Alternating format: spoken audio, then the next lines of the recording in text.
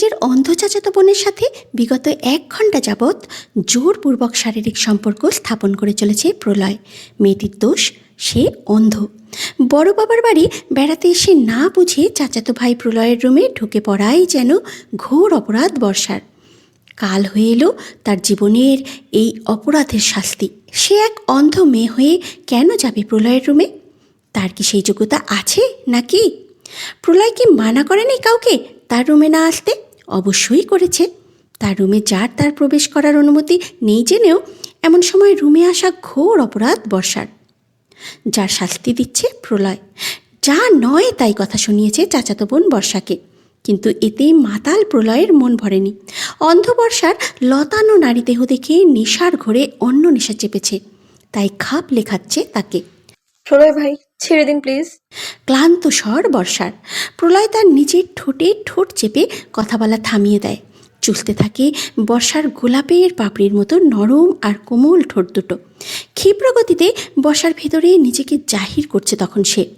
সেই ধাক্কা ভেতর থেকে তার পেট অব্দি যাচ্ছে বোধহয়। কেঁপে উঠছে সারা শরীর, চোখের পানি শুকিয়ে গেছে অনেক আগে।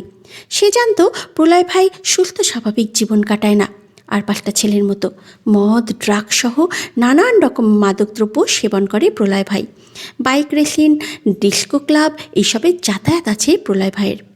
বর্ষার প্রলয় ভাইয়ের কাছে ক্ষতির সম্ভাবনা থাকলেও তা সর্বোচ্চ চড় থাপ্পড় অথবা ধাক্কা দেওয়া অবধি ভেবেছিল, কিন্তু এমন কিছু সম্ভাবনা থাকতে পারে এই আশঙ্কা করেনি সে কখনো। প্রলয় গতি একটু কমালো, তারপরে সময় নিয়ে আস্তে আস্তে থেমে গেল। তবে সরে না এসে সেভাবেই পড়ে থাকে বর্ষার উপরে। শুয়ে পড়ে বর্ষার নগ্ন শরীরের উপরে, নিজের বলিষ্ঠ দেহের সম্পূর্ণ ভর ছেড়ে।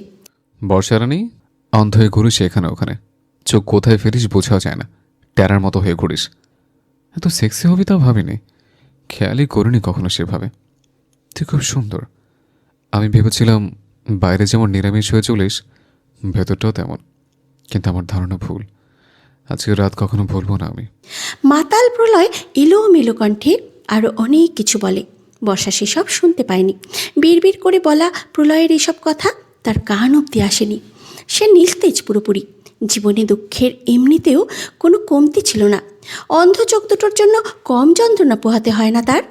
সমাজ, সমাজের লোকজন আর চারপাশটা সব দিক থেকে কোণঠাসা সে। প্রতিবন্ধী একজন মেয়ে বলে এখন কলঙ্কও যুক্ত হলো সাথে। তার নারীত্বে কলঙ্ক যুক্ত হলো প্রলয় ভাইয়ের নামে। অন্ধ চোখ দুটো খোলা না থাকা সমান।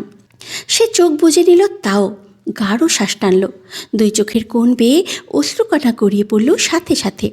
প্রলয় তখন তার বের হয়ে থাকা বুকে মুখ গুজে আছে, বিড়বিড় করে চলেছে কিছু, যার কারণে তার ঠোঁট স্পর্শ করে যাচ্ছে বর্ষার নরম কোমল নারী অঙ্গে। বিড়বিড় করে যেসব বলতে বলতে চুমু খেলো সেই থায়। নরম জায়গায় চুমু খেয়ে আরাম পেয়ে কামড়ে দিল। বর্ষা সামান্য আর্তনাদ করে ওঠে, তবে চিৎকার কম, শীতকার বেশি শোনালো তা।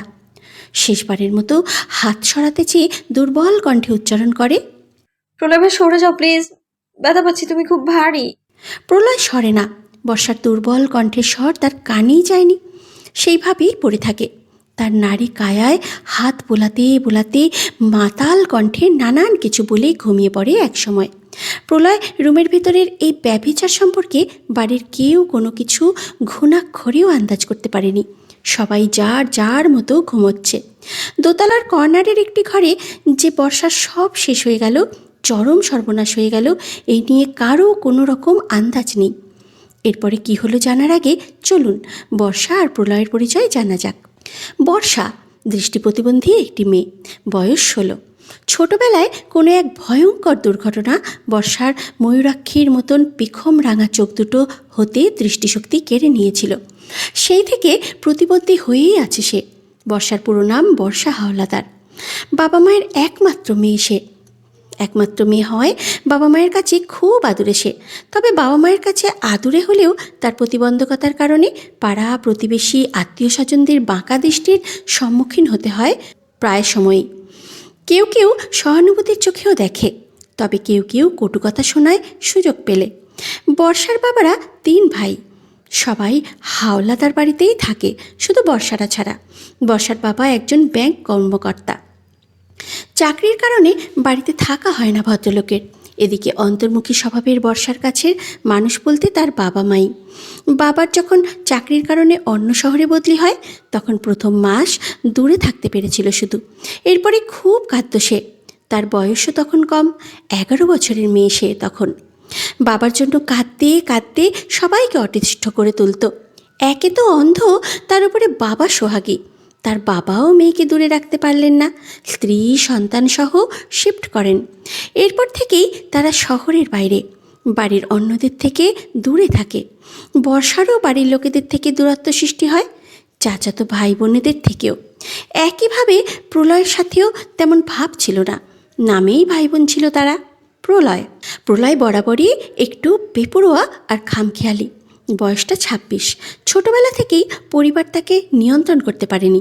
রাগ, অস্থিরতা, জেদ আর বেপরোয়া স্বভাব যেন তার নিত্যসঙ্গী। বাড়ির সবাই জানে সে বেপরোয়া জীবন কাটাচ্ছে, কিন্তু বুঝিয়েও ফেরানো যায় না তাকে। নিজের মন মর্জি থাকতে পছন্দ করে সে। লেখাপড়া শেষ করেছে 1 বছর হলো। পারিবারিক ব্যবসায় যোগ দিতে বললেও দেয় না, সাফ মানা করে দেয়। খামখেয়ালি জীবনযাপন করে।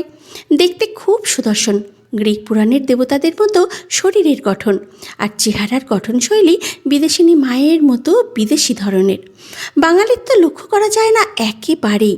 ফর্সা গলায় সিলভার কালারের চেইন থাকে একটা, ছেলে হয়েও চুলগুলো সিল্কি। গায়ের রং বর্ষার মতোরই উজ্জ্বল ফর্সা। দুজনের পরিচয় শেষ হলো, এবার গল্পে ফেরা যাক। ভোরের আকাশ তখনও গত রাতের রং ছাড়েনি। জানালার পর্দায় ছেয়ে থাকা অতল নীল রংটা ধীরে ধীরে সাদা হয়ে আসছে, আর তার মধ্যে দিয়ে ঝরঝর করে ঢুকে পড়েছে ভোরের নরম আলোর ছোঁয়া। ঘর জুড়ে এক অদ্ভুত নীরবতা, যেন বাইরের পৃথিবী এখনও ব্যস্ততার পাতা খুলে দেখাতে পারেনি। এই নীরবতার ছাপিয়ে প্রলয় ধীরে ধীরে জেগে ওঠে। চোখ মেলে ঘুম থেকে ওঠার পর প্রথম যে অনুভূতিটা তাকে পেয়ে বসে, তা হলো উষ্ণতা। তার শরীর বর্ষার শরীরের সাথে এমনভাবে জড়িয়েছিল যে মনে হচ্ছিল তারা একসঙ্গেই নিঃশ্বাস নিচ্ছে, বুকের ওঠানামা হচ্ছে একসাথে। প্রলয় চোখ খুলে অনুভব করলো তার হাত চাদরের নিচে কোনো মেয়ের উন্মুক্ত কোমর জড়িয়ে ধরে আছে। মেয়েটা তার গায়ের সাথে লেগে শুয়ে আছে। তাকিয়ে দেখলো মেয়েটা বর্ষা, তার চাচাতো বোন। অচেতন মুখটা প্রলয়ের বুকের কাছেই। বর্ষার চুলের নরম ছোঁয়া প্রলয়ের থুতনি ছুঁয়ে আছে, আর তাতে চন্দন সাবান আর মিষ্টি উষ্ণতা মিশে আছে। মাথাটা সরাতেই গতরাতের শারীরিক মিলনের সাক্ষী হিসাবে ঘাম আর শরীরের রস মিলিয়ে একটা তীক্ষ্ণ ঘ্রাণ নাকে এলো প্রলয়ের। প্রলয় কিছুক্ষণের জন্য নড়ল না। সে বর্ষা তার সাথে এইভাবে কেন বুঝতে পারছে না সে। এই মেয়ে এখানে এইভাবে তার বিছানায় এলো কিভাবে? কিচ্ছু মাথায় ঢুকছে না। সে বর্ষার উপরে ভর দিয়ে থাকা নিজের শরীরটা একটু সরানোর আগে ওর মুখের দিকে তাকিয়ে থাকলো। আসলেই বর্ষা কী না দেখে নেয়। বর্ষার কোনো নড়চড় নেই। তার কপালের কাছে চুল এলোমেলো হয়ে আছে, চেহারায় স্পষ্ট ক্লান্তি, চোখের কোণ বেয়ে পানি গড়িয়ে পড়ার ছাপ। শুকিয়ে কালো হয়ে গেছে নাক আর চোখের পাতা টকটকে লাল, মনে হচ্ছে খুব কেঁদেছে। প্রলয় আলতো করে আঙুল দিয়ে চুল সরিয়ে দেয় যাতে বর্ষা অস্বস্তি না পায়। এই কাজ কেন করেছে তা সে জানে না। অচেতন বর্ষা তার শরীরের উপরে আস্ত একটা মানুষ হয়ে নড়চড় করছে, তাও কিছু টের পেল না, আর না জাগলো। প্রলয়ের ঘুমু ঘুমু মনে প্রশ্ন জাগে, এই মেয়ে তার সাথে তার বিছানায় কেন? কথাটা মাথায় খেলে যেতেই বিদ্যুতের ছটকা লাগলেও বোধ হয়।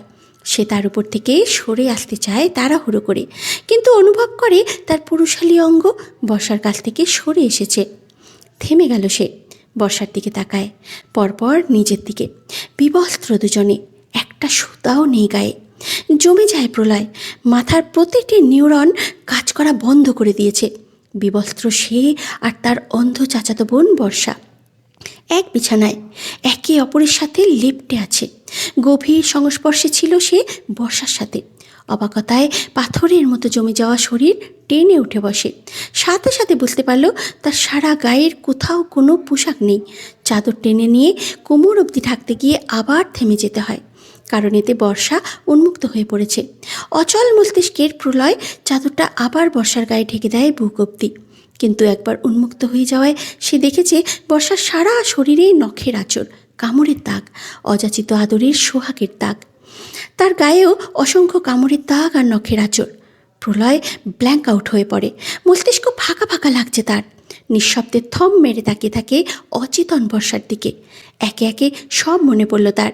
রাতে মেয়েটা প্রলয়ের বোন পূর্ণতার রুমে যেতে গিয়ে তার রুমে চলে এসেছিল। ভুলে প্রলয়ের রুমে এসে পড়েছে বুঝতে পেরে সে ক্ষমা চেয়েই চলে যাচ্ছিল তৎক্ষণাৎ। কিন্তু প্রলয় তখন ড্রাঙ্ক ছিল, তীব্র নেশার ঘোরে তখন সে। ওই সময়টায় কেউ তার রুমে যায় না। তার নিষেধাজ্ঞা আছে আগে থেকে। অন্ধবর্ষাকে তার আগে থেকেই অপছন্দ।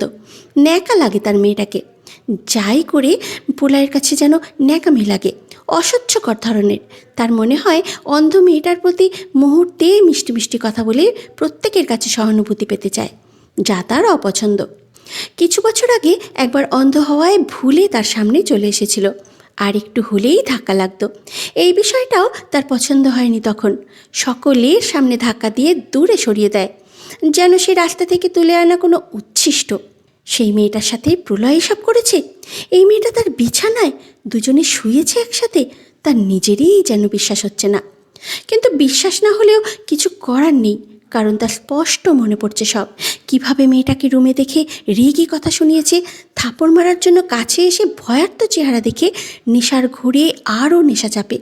ভীতু চেহারাটা কিছু পল চেয়ে স্নিগ্ধ গাল দুটোতে অকস্মাৎ চুমু দেওয়ার বাসনা জাগে। দেরি করেনি সে বাসনা পূরণ করতে। তখনই বর্ষা আতঙ্কিত হয়ে চলে যেতে চায়। প্রলয় ভাই অকস্মাৎ তার গালে নিজের ঠোঁটের ছোঁয়া দেবে সে ভাবতে পারেনি। আতঙ্কিত হয়ে পড়ে সে। কিছু একটা ঠিক নেই, বুঝতে দেরি হয়নি তার। চলে যেতে চায়, কিন্তু অন্ধবর্ষা চলে যেতে গিয়ে হোঁচট খেয়ে মাতাল প্রলয় ভাইয়ের গায়ের উপরেই পড়ে। বুকে বুকে ঘর্ষণ হয় দুজনের। সাথে সাথে প্রলয় ভাইয়ের হাত থাকে তার কোমরে। আতঙ্কে শ্বাস প্রশ্বাসের গতি বেড়ে গিয়েছিল তার।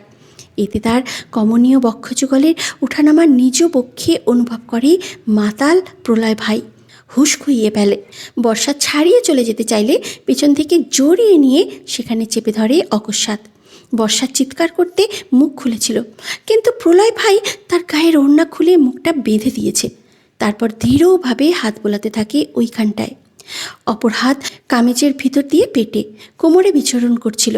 রুক্ষ সেই হাত দুটোর ছোঁয়া সইতে না পেরে বর্ষা বারবার ছাড়া পেতে চেয়েছে, কিন্তু প্রলয় ছাড়েনি।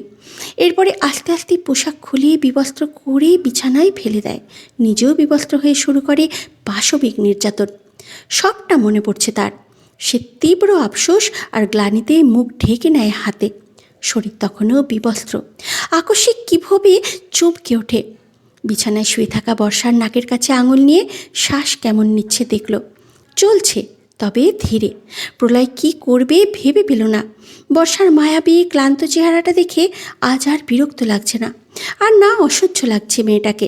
আফসোস হচ্ছে তার। কি হয়ে গেল? প্রলয় দেখল কেমন নিস্তেজ তার শরীরটা। কি ভেবে চাদর কিছুটা তুলে নেয় বর্ষার শরীর থেকে। উন্মুক্ত হয় নারী দেহখানি। সব স্পষ্ট প্রলয়ের সামনে। নরম নারী অঙ্গ দুটোতে দাঁত বসে গেছে, দাগে আঁচড়ে লাল হয়ে আছে। প্রলয় আর দেখতে পারল না। সারা রাত নিজের পাশবিক নির্যাতনের চিহ্ন নিজেই দেখতে পারল না। আফসোসে আত্মগ্লানিতে ভরে উঠল তার ভেতরটা। চুল টেনে ছেড়ে ফেলতে ইচ্ছে করছে নিজের। অনেকক্ষণ মাথা নামিয়ে কিছু ভাবতে ভাবতে চোখ তুলে তাকায় বর্ষার পানে। মায়াবী মুখটা দেখলে গ্লানি যেন বাড়ছে। সাথে এত কিছুর মধ্যেও সে এই মেয়েটার সাথে অন্তরঙ্গ হয়েছে ভেবে মুখটা খুঁটিয়ে খুঁটিয়ে দেখছে আনমনে। বারে মাতাল হয়ে রাতের পর রাত পড়ে থেকেছে কতবার। কত মেয়ে চেয়েছে এক রাতের জন্য ঘনিষ্ঠ হতে, কিন্তু সে মাতাল অবস্থাতেও ওই অর্ধুলঙ্গ মেয়েগুলোকে উপেক্ষা করতে পেরেছে। আর কাল কিনা এই সামান্য 16 বছরের পিচ্চি মেয়েটাকে দেখে হুঁশ খুইয়েছে। যদিও এখনও শরীরটা আর পিচ্চি লাগছে না, প্রলয়ের ছোঁয়ায় অন্য দুতি এসেছে তাতে। এক রাতেই বড় হয়ে গেল কেমন। কিন্তু এই মেয়েতে প্রলয় এতটা হুঁশ খুইয়েছে, অবাকই হলো সে।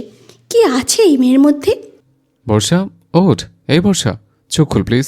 বর্ষা, শুনতে পাচ্ছিস আমাকে? ওঠ না, চোখ খোল। চোখে মুখে পানির ছিটকা দিয়ে গালে হাত রেখে ডাকে সে বারবার। অনেকবার করল, কিন্তু বর্ষার হুঁশ এলো না। শেষ একবার পানির ছিটকা দিয়ে হাত পা মেজে দিতেই ক্লান্তি ভরা চোখ দুটো আধো আধোভাবে খুলতে দেখা গেল। প্রলয় কাছে আসে, তার উপরে ঝুঁকে কিছুটা দেখছে আধো জ্ঞান ফিরেছে কিনা। বর্ষা চোখ খুলে কিছু পল নিশ্চুপ থাকলো, চোখের মনি সম্মুখ বরাবর উপরে। কিন্তু দৃষ্টি না থাকায় ওইভাবে তাকিয়ে থাকলেও আদতেও কিছু যে দেখছে না তা জানা কথা। কিছু মুহূর্ত সময় নিয়ে সে সবটা মনে করতে পারল। এখনও কি সে প্রলয় ভাইয়ের কাছে আছে জানা নেই তার, তবে মা নিশ্চত কিছুই নেই আর তার। তাই কোনো অস্থিরতা দেখালো না, নিশ্চুপভাবে পড়েই রইল। বর্ষা, বড্ড ক্ষীণ সেই ডাক। নিম্নস্বরটা শুনে যে কারো আশ্চর্য হওয়ার কথা। সব সময় বুক উঁচিয়ে কথা বলা, কর্কশ কণ্ঠে বর্ষাকে অপমান করা, সেই কণ্ঠটা এত তেজহীন হয়ে এলো আজ। অবাকই হওয়ার কথা, প্রলয়কে জানে এমন সকলের। কিন্তু বর্ষাকে সেই সব ভাবতে দেখা গেল না। সে বড্ড কাতর কণ্ঠে আওয়াজ তোলে, ছেড়ে দিন প্রলয় ভাই প্লিজ, আর কখনো আপনার রুমে পা রাখবো না। আমি অনেক বড় ভুল করে ফেলেছি, ক্ষমা করে দিন। আপনাকে সামনে থেকে আমার চেহারাটাও দেখাবো না আমি, প্রমিস করছি আমি। আর করবেন না, আপনি ভারী অনেক, আমার কষ্ট হচ্ছে শরীরে। প্রলয় কিচ্ছু বলল না। উদ্দেশ্যহীন গন্তব্যে চেয়ে থাকা বর্ষার কাতর কণ্ঠে বলা কথাগুলো নিশ্চুপ থেকে শুনল শুধু। কিছুদিন পর, হ্যাঁ রে রাফি, ওদের ফোন কর, দেখ কত দূর এলো। ফোন করছিলাম দাদি, মাঝ রাস্তায় আছে, কিন্তু একটা দুঃসংবাদ আছে তোমার জন্য রাফি। কি বলছিস? কি দুঃসংবাদ? কি হয়েছে? ওরা ঠিকঠাক আসতে পারছে তো? সবাই সুস্থ আছে? দাদির চিন্তিত কণ্ঠের এক এক প্রশ্নে রাফি বলে, আরে এত উত্তেজিত হয়ে পড়ছস কেন? যেমন ভাবছস তেমন কিছুই না, সবাই সুস্থ হয়ে আছে। সমস্যা হচ্ছে তোমার নাতনি বর্ষা, সে আসছে না ছোট চাচু আর চাচাই মনির সাথে। সে নাকি খালার বাড়ি গেছে। দাদির কুচকানো চামড়ার ললাটে ভাঁজ পড়ে। মানে আমার বর্ষা দাদু ভাই আসছে না? এটা কেমন ধারার কথা? ছোট খোকাকে ফোন লাগা দেখি, ফোন দিয়ে আমার কাছে দে। রাফি আপিলে কামড় লাগিয়ে ফোন লাগায় ছোট্ট চাচুকে। দুইবার রিং হতেই রিসিভ করলো। হ্যাঁ চাচু, দাদির সাথে কথা বলো একটু। কথাটা বলে দাদিকে ফোন দেয়। বৃদ্ধা ফোন কানে লাগিয়ে কপালে ভাঁজ ফেলে বলেন, হ্যাঁ রে ছোট খোকা, আরমান কি বলছে? বর্ষা দিদি ভাই নাকি আসছে না? এটা কেমন ধারার কথা? বাড়িতে একটা বিয়ের অনুষ্ঠান, আর মেয়েটাকে তুই খালার বাড়ি পাঠিয়ে দিলি? বর্ষার বাবা মাকে বলেন, হ্যাঁ মা, বর্ষার নাকি বিয়ে বাড়ির অ্যাটেন্ড করতে ভালো লাগছে না। কিছুদিন ধরে একটু অসুস্থ যাচ্ছে ওর শরীরটা, ঠিকঠাক খেতে পারে না, কেমন দুর্বল দুর্বল। বিয়েতে আসতে চাইছিল না, মানুষজনের ঝামেলার মধ্যে আরো অসুস্থ হয়ে পড়তে পারে ভেবে আমিও ভাবলাম নাই আসুক। এখন ওকে বাড়িতে একা একা তো আর রেখে আসতে পারি না, তাই খালার বাড়ি পাঠিয়ে দিয়েছি। দাদির ভালো লাগলো না নাখোশ ভাব চেহারায়। তাই বলে খালার বাড়ি পাঠিয়ে দিবি? আমি না হয় ওর জন্য কোনো একটা ব্যবস্থা করতাম এখানে। আমাকে না জানিয়ে আমার নাতনিটাকে ছাড়া একা একা চলে আসছিস, কাজটা ঠিক করিস নাই। মায়ের কথায় বর্ষার বাবা বলে, রাগ করছো কেন?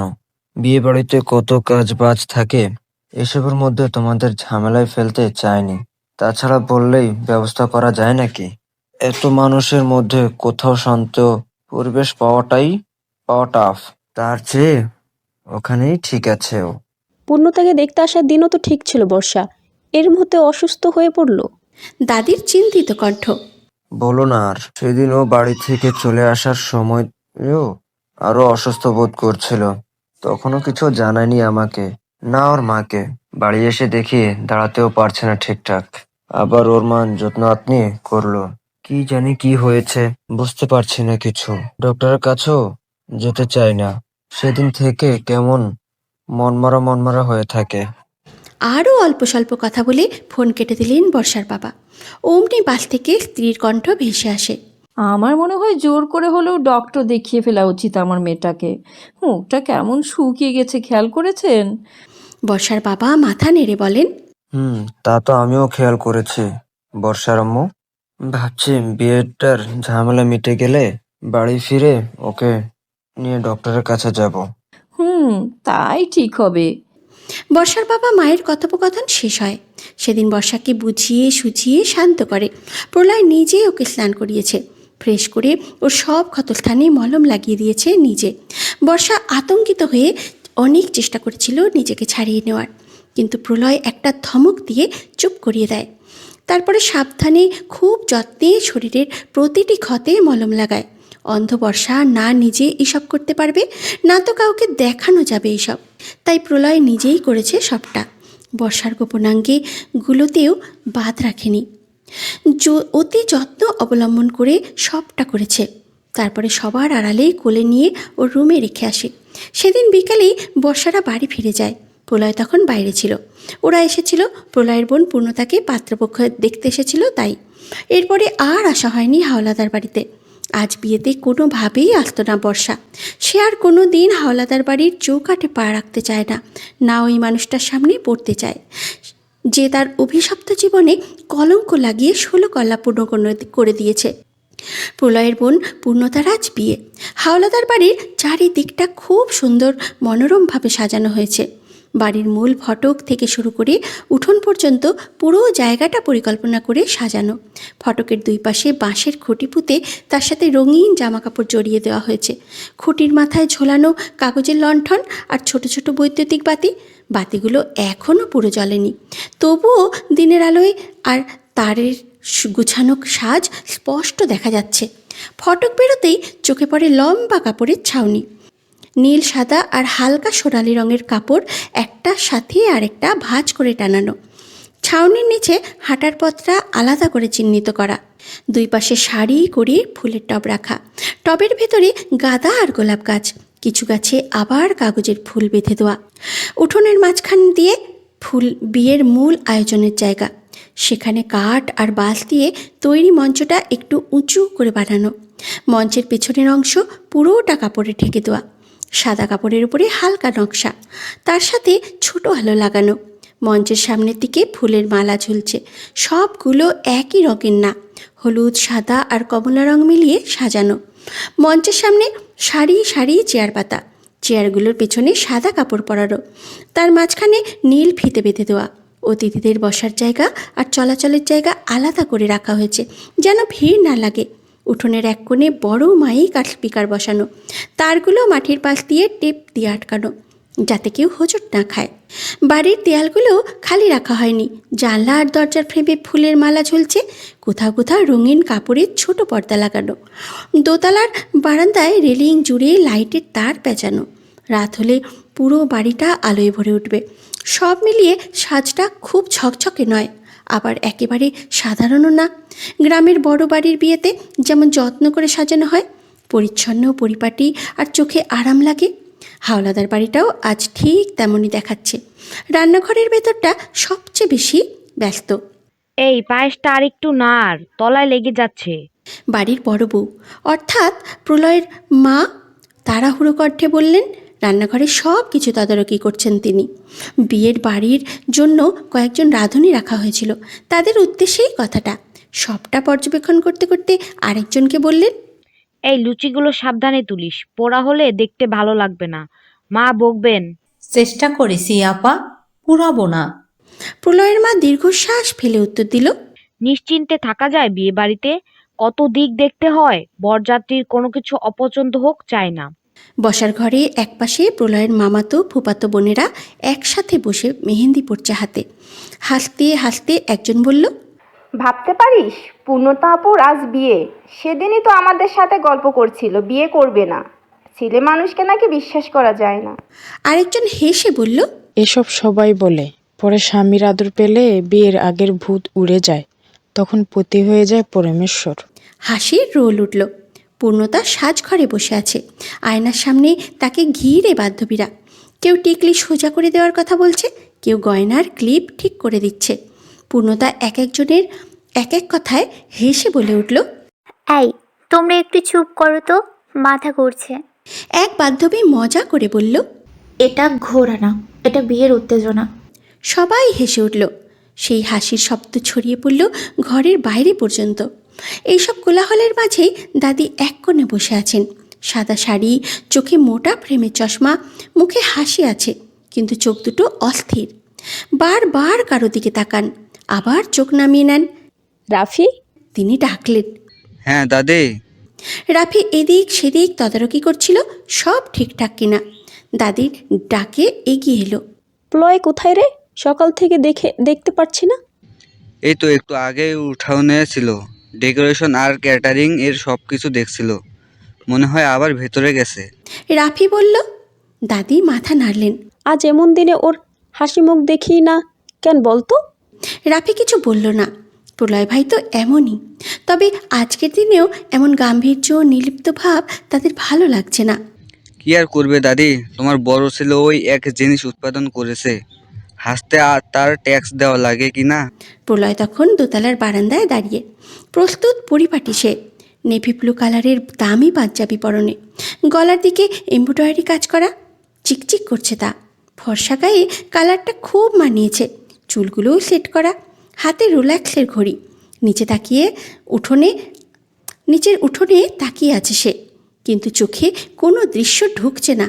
চারপাশে মানুষ, হাসি, আলো সব আছে, অথচ তার ভেতরে যেন এক ধরনের ফাঁকা জায়গা তৈরি হয়েছে। বুকের ভেতরে চাপা একটা অস্বস্তি নিয়ে সে গভীর শ্বাস নেয়। ঠিক তখনই পেছন থেকে পূর্ণতার গলা শোনা গেল। ভাইয়া, তুমি এখানে? প্রলয় ঈষৎ চমকে ঘুরে তাকালো, তবে চমকিত ভাবটা তার চেহারায় লক্ষ্য করা গেল না। বরাবরের ন্যায় নির্লিপ্ততা। হ্যাঁ বল পূর্ণ। পূর্ণ হালকা হেসে বলল, তুমি ঠিক আছো তো? তোমাকে একটু অন্যরকম লাগছে, একটু চুপচাপ লাগছে। প্রলয় চোখ নামিয়ে বলল, তেমন কিছু না। মানুষজনের এমন গ্যাদারিং, চেঁচামেচি এসব আমার একদম ভালো লাগে না, তুই তো জানিস। তাও আজ তো আমার বিয়ে, একটু তো হাসতে পারো। পূর্ণতা মৃদু স্বরে অভিমানিনী চোখে চেয়ে বলল। প্রলয় জোর করে ঠোঁট বাঁকিয়ে হাসল। এনে হাসলাম, খুশি? পূর্ণতা কিছুক্ষণ তাকিয়ে রইল। ভাইটা সর্বক্ষণ এমন গম্ভীর থাকে। সে বলল, খুশি না? আমার বিয়ে, অথচ তোমাদের মধ্যে কোনো আনন্দ উত্তেজনা দেখাই যাচ্ছে না। রাফি ভাইয়া এদিক ওদিক খাচ্ছে, প্রিয়তা বান্ধবীদের নিয়ে হই হুল্লোড়ে মজে আছে, এইটুকুই। তুমি বরাবরের মতোই নির্লিপ্ত। আর বর্ষা তো এলোও না আমার বিয়েতে। প্রলয় থমকে গেল।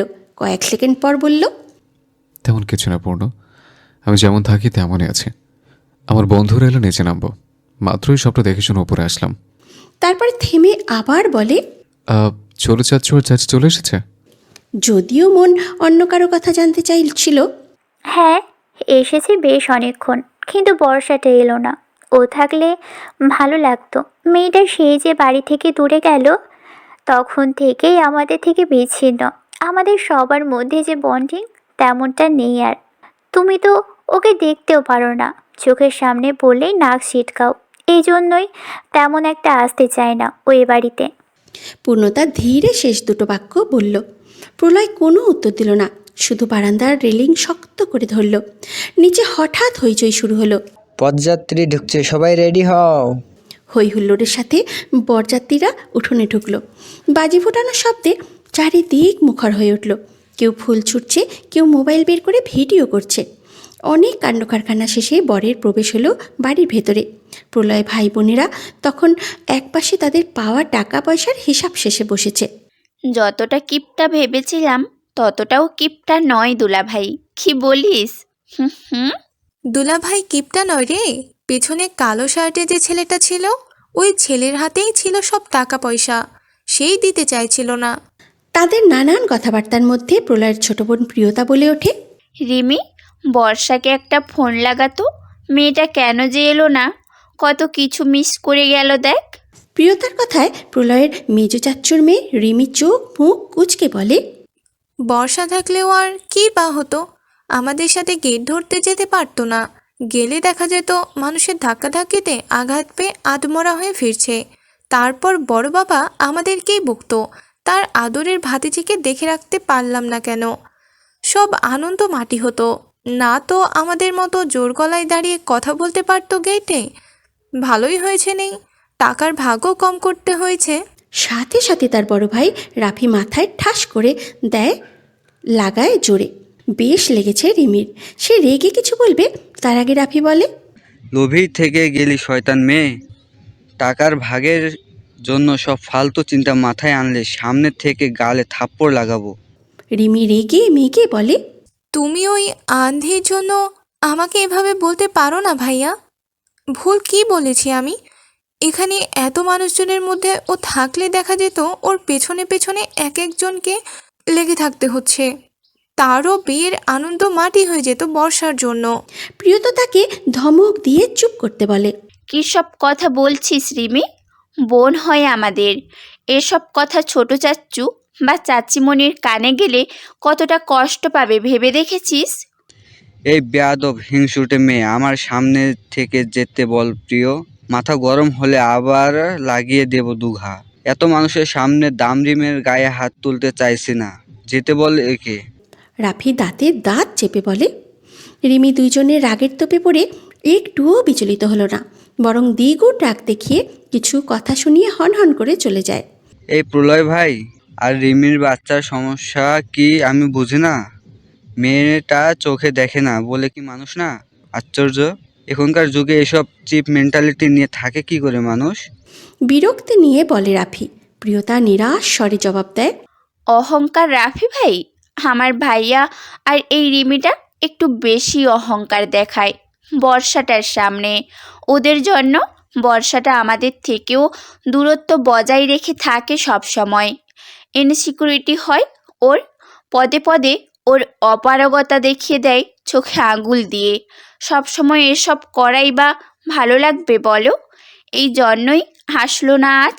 জানতো ওকে নিয়ে এদিক ওদিক কিছু একটা হবেই হবে, তাই আসেনি। অসুস্থ টসুস্থ ওসব বাহানা বর্ষার। রাফি নিজেও বেশ বুঝেছে তা। সে জানতে চায়, বর্ষাকে একটা ফোন দিত না হয়, দেখি একটু। বাড়ির সবাই এত আনন্দের মধ্যে আছে, ওর নিশ্চয় ওখানে মন খারাপ লাগছে। রাফি ভাইয়ার কথায় প্রিয়তা ফোন লাগায় বর্ষাকে। কয়েকবার রিং পড়ে তবেই রিসিভ হলো। হ্যালো, কে বলছেন? বড্ড মিহি সেই কণ্ঠ। লাউডে দিয়ে ধরেছে প্রিয়। সে বর্ষার প্রশ্নের জবাব দেয়। আমি প্রিয়তা বলছি।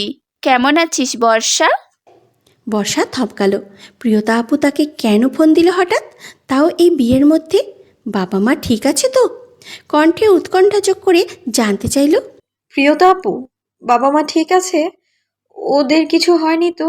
ফোনটা একটু ওদের কাছে দাও না প্লিজ, আমি কথা বলবো। বর্ষার বিচলিত কণ্ঠের বিপরীতে প্রিয়তা কপাল কুঁচকে বলে।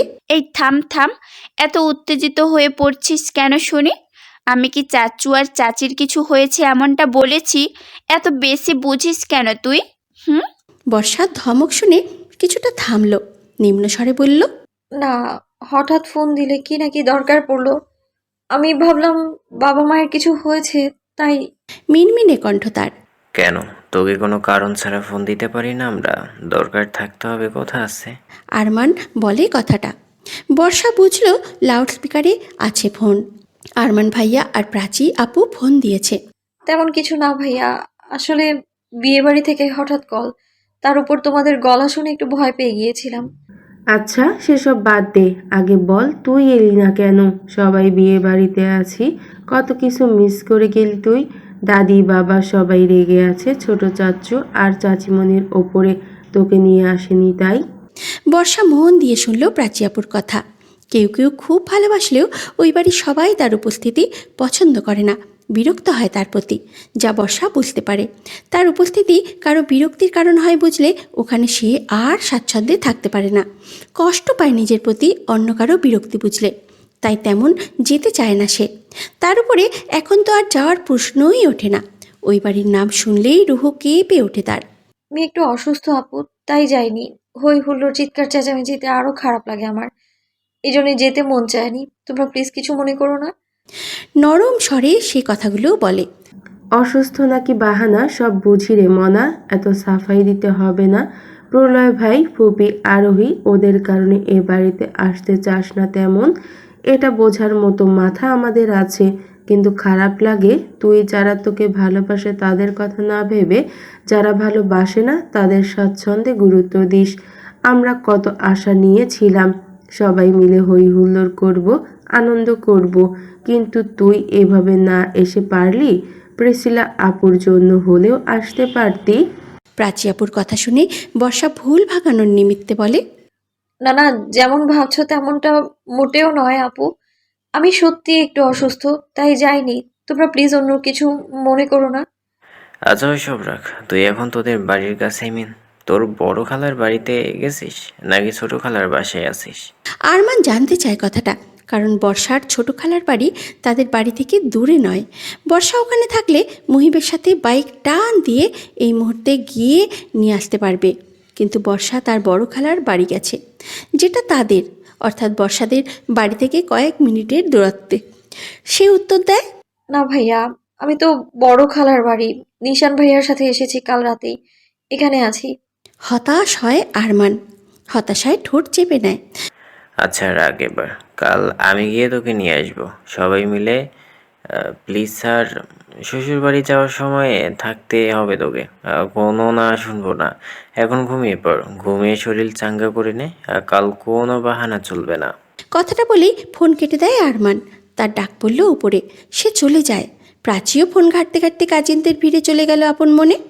তাদের থেকে অল্প দূরত্বে বন্ধুদের নিয়ে বসে আছে প্রলয়। তার বন্ধুরা গল্প গুজব করছে, আর সে এক সাইডে নির্লিপ্তে বসে আরমান, প্রাচী, বর্ষার ফোন আলাপের সবটা শুনল। দেখে মনের ভিতরে কী চলছে বোঝা যাচ্ছে না ঠিক, কিন্তু মনে হলো বর্ষারানীকে নিয়েই ভাবছে, যার সাথে কিছুদিন আগে সব দূরত্ব মিটিয়ে নিয়েছিল। মেয়েটা ছিল যার মধ্যে সারা রাত, তাকে নিয়েই ভাবছে প্রলয়। পরের দিন প্রিসিলার বিয়ে সুষ্ঠুভাবে সম্পন্ন হয়েছে।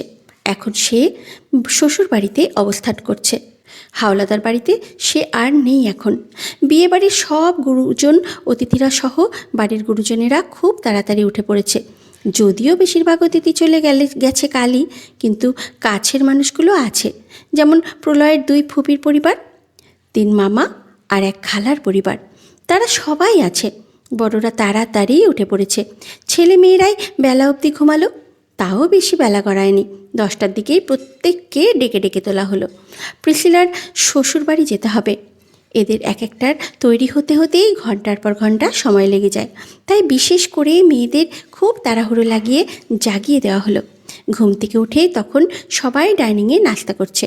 প্রলয়, তার বোন প্রাচী, বড় ফুপির ছেলে মেয়ে মুহিব, মাহিয়া, মাহির, ছোট ফুপির 1 মেয়ে অরিন, আর প্রলয়ের মেজো চাচ্চুর ছেলে মেয়ে আরমান, আরোহী সহ প্রলয়ের মামা। খালাদের ছেলেমেয়েরাও আছে। খেতে খেতে আরমান নিজের ছোট চাচিকে অর্থাৎ বর্ষার মাকে ডাক দেয়, চাচিমণি, চাচিমণি। বর্ষার মা রান্নাঘর থেকে এলো হাতে চামচ নিয়ে। রান্না করছিলেন কিছু। এসে আরমানকে শুধায়, কি হয়েছে আরমান? কিছু লাগবে তোর? সমোসা আরও কয়েকটা দিব?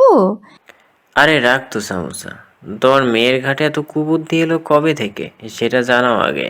কথার মানে বুঝতে না পেরে আঁচল দিয়ে কপাল মুছে বর্ষার মা বলে, কি বলছিস? আমার বর্ষা আবার কি করলো? কি করেছে জিজ্ঞাসা করছো? কাল বলেছিলাম আজ সকালে আমি নিতে যাব, মেনে নিল। কিছুক্ষণ পর আবার নিজে ফোন দিয়ে জানালো তার নিশান ভাইয়ের সাথে চলে আসবে সে। আমি যেন কষ্ট করে আর না যাই। আমিও ভাবলাম সত্যি সত্যি আসবে, তাই আর যাইনি। এখন দেখছি তোমার মেয়ের ফোন বন্ধ। এই মেয়ে তো আচ্ছা তো রিবাজ বের হলো, ফোন বন্ধ করে রেখেছে যেন আজও আসতে না হয়। এত একঘেয়েমি মেয়ে কিভাবে উৎপাদন করলেন বলেন তো চাচি? তাদের কথা ডাইনিংয়ে প্রত্যেকের কানে গিয়ে পৌঁছেছে। অল্প হাসির রোল পড়ল শেষ কথায়। প্রলয়ও আছে। কফিতে অল্প স্বল্প চুমুক দিতে দিতে বসে আছে সে। সবার মতো হাসল না, না চোখ তুলে তাকালো। নির্লিপ্তে চুমুক দিতে লাগলো শুরুর ন্যায়। কই, এত কিছু তো আমায় জানায়নি বর্ষা। কপালে ভাঁজ ফেলে বলে বর্ষার মা, চূর্ণি মিথ্যা বলেছে, তাই তোমায় জানাইনি। একবার পাই, কালো বিয়েতে থাকলো না, আজও আমরা সবাই যাব আর ও থাকবে না, এটা কোনো কথা হলো? প্রিসিলা আমায় বিশেষভাবে বলে দিয়েছিল যেন আজ বাকিরা কেউ বাদ গেল বর্ষাকে অবশ্যই নিয়ে যায়। এখন আমি কি জবাব দেব বলতো? প্রলয়ের মামি বলে, বর্ষাকাল এলো না কেন? বোনের বিয়েতে আসেনি, এটা কেমন কথা? আপনারাও এখানে হলে ও কি একা রয়ে গেল বাড়ি? সামলাতে পারবে তো একা? হ্যাঁ আপা, ওকে আমার বোনের বাড়ি রেখে এসেছি। আমাদের বাসার কাছেই আছে ওর বাসা, সমস্যা হবে না। পরপর আরমানকে উদ্দেশ্য করে বলে, বর্ষার আসলে শরীর খারাপ আরমান। প্রেসিলাকে দেখতে আসার দিন এখান থেকে যাওয়ার সময় থেকেই কেমন অসুস্থ হয়ে পড়েছিল মেয়েটা। এখনও শরীরটা দুর্বল, ওর না আসাই ভালো হবে। ছেলেমেয়েরা সবাই এখন প্রিসিলার শ্বশুরবাড়ি অবস্থান করছে। ওর শ্বশুরবাড়িটা হাওলাদার বাড়ির মতো বেশ বড়সড় আর আভিজাত্য স্পষ্ট। প্রিসিলা প্রলয়ের ছোট, আর তারপরে প্রাচী পড়ছে কলেজে। প্রিসিলারও কলেজ শেষ করেই বিয়ে দেওয়া হয়েছে। যদিও এত তাড়াতাড়ি বিয়ে দেওয়ার নিয়ত ছিল না হাওলাদার বাড়ির কর্তাদের, কিন্তু ভালো সম্বন্ধ পেয়ে গেলেন তিনি। প্রিসিলার আজ প্রথম দিন তার শ্বশুরবাড়িতে। নতুন বউ লাল গোলাপি রঙা শাড়ি পরেছে, খুব মানিয়েছে তার গায়ে ওটা। সাথে স্বর্ণের চুড়ি, ব্রেসলেট, কানের দুল সহ নেকলেস, আংটি সব আছে পরনে। হাতে মেহেন্দি রাঙা। নতুন বুঝি একেই বলে। সে ভাই বোনেদের পেয়ে খুব খুশি হলো। একে একে সবার সাথে কথা বলল। বসার ঘরে বসানো হয়েছে তাদের। সবার জায়গা হবে না বলে এক্সট্রা চেয়ার এনে রাখা হয়েছিল আগে থেকেই। কিন্তু প্রিসিলার সবাইকে চোখে পড়লেও দেখল না একমাত্র ভাই আর চাচাতো বোন বর্ষাকে। আরেকবার নজর বুলিয়ে দেখল সে। ভাই না থাকলেও বর্ষাটা না কোথাও গুজে বসে আছে ভেবে, কিন্তু না, দেখা গেল না বর্ষাকে। সে আরমানকে জিজ্ঞাসা করে, আরমান ভাই, বর্ষাকে নিয়ে আসতে বলেছিলাম না তোমাকে, ওকে আনলে না কেন? আরমান কি জবাব দেবে ভেবে পেল না, তাও কোনো রকমে বলে, বর্ষাটা চালাকি করেছে আমার সাথে। আমি বলেছিলাম আজ সকালে ওকে নিয়ে যাব, জানালো নিশান ভাইয়ের সাথে নিজেই চলে আসবে বাড়ি, তারপর একসাথে আসতে পারবো। কিন্তু সকালে ফোন দিতেই দেখলাম ফোন সুইচ অফ।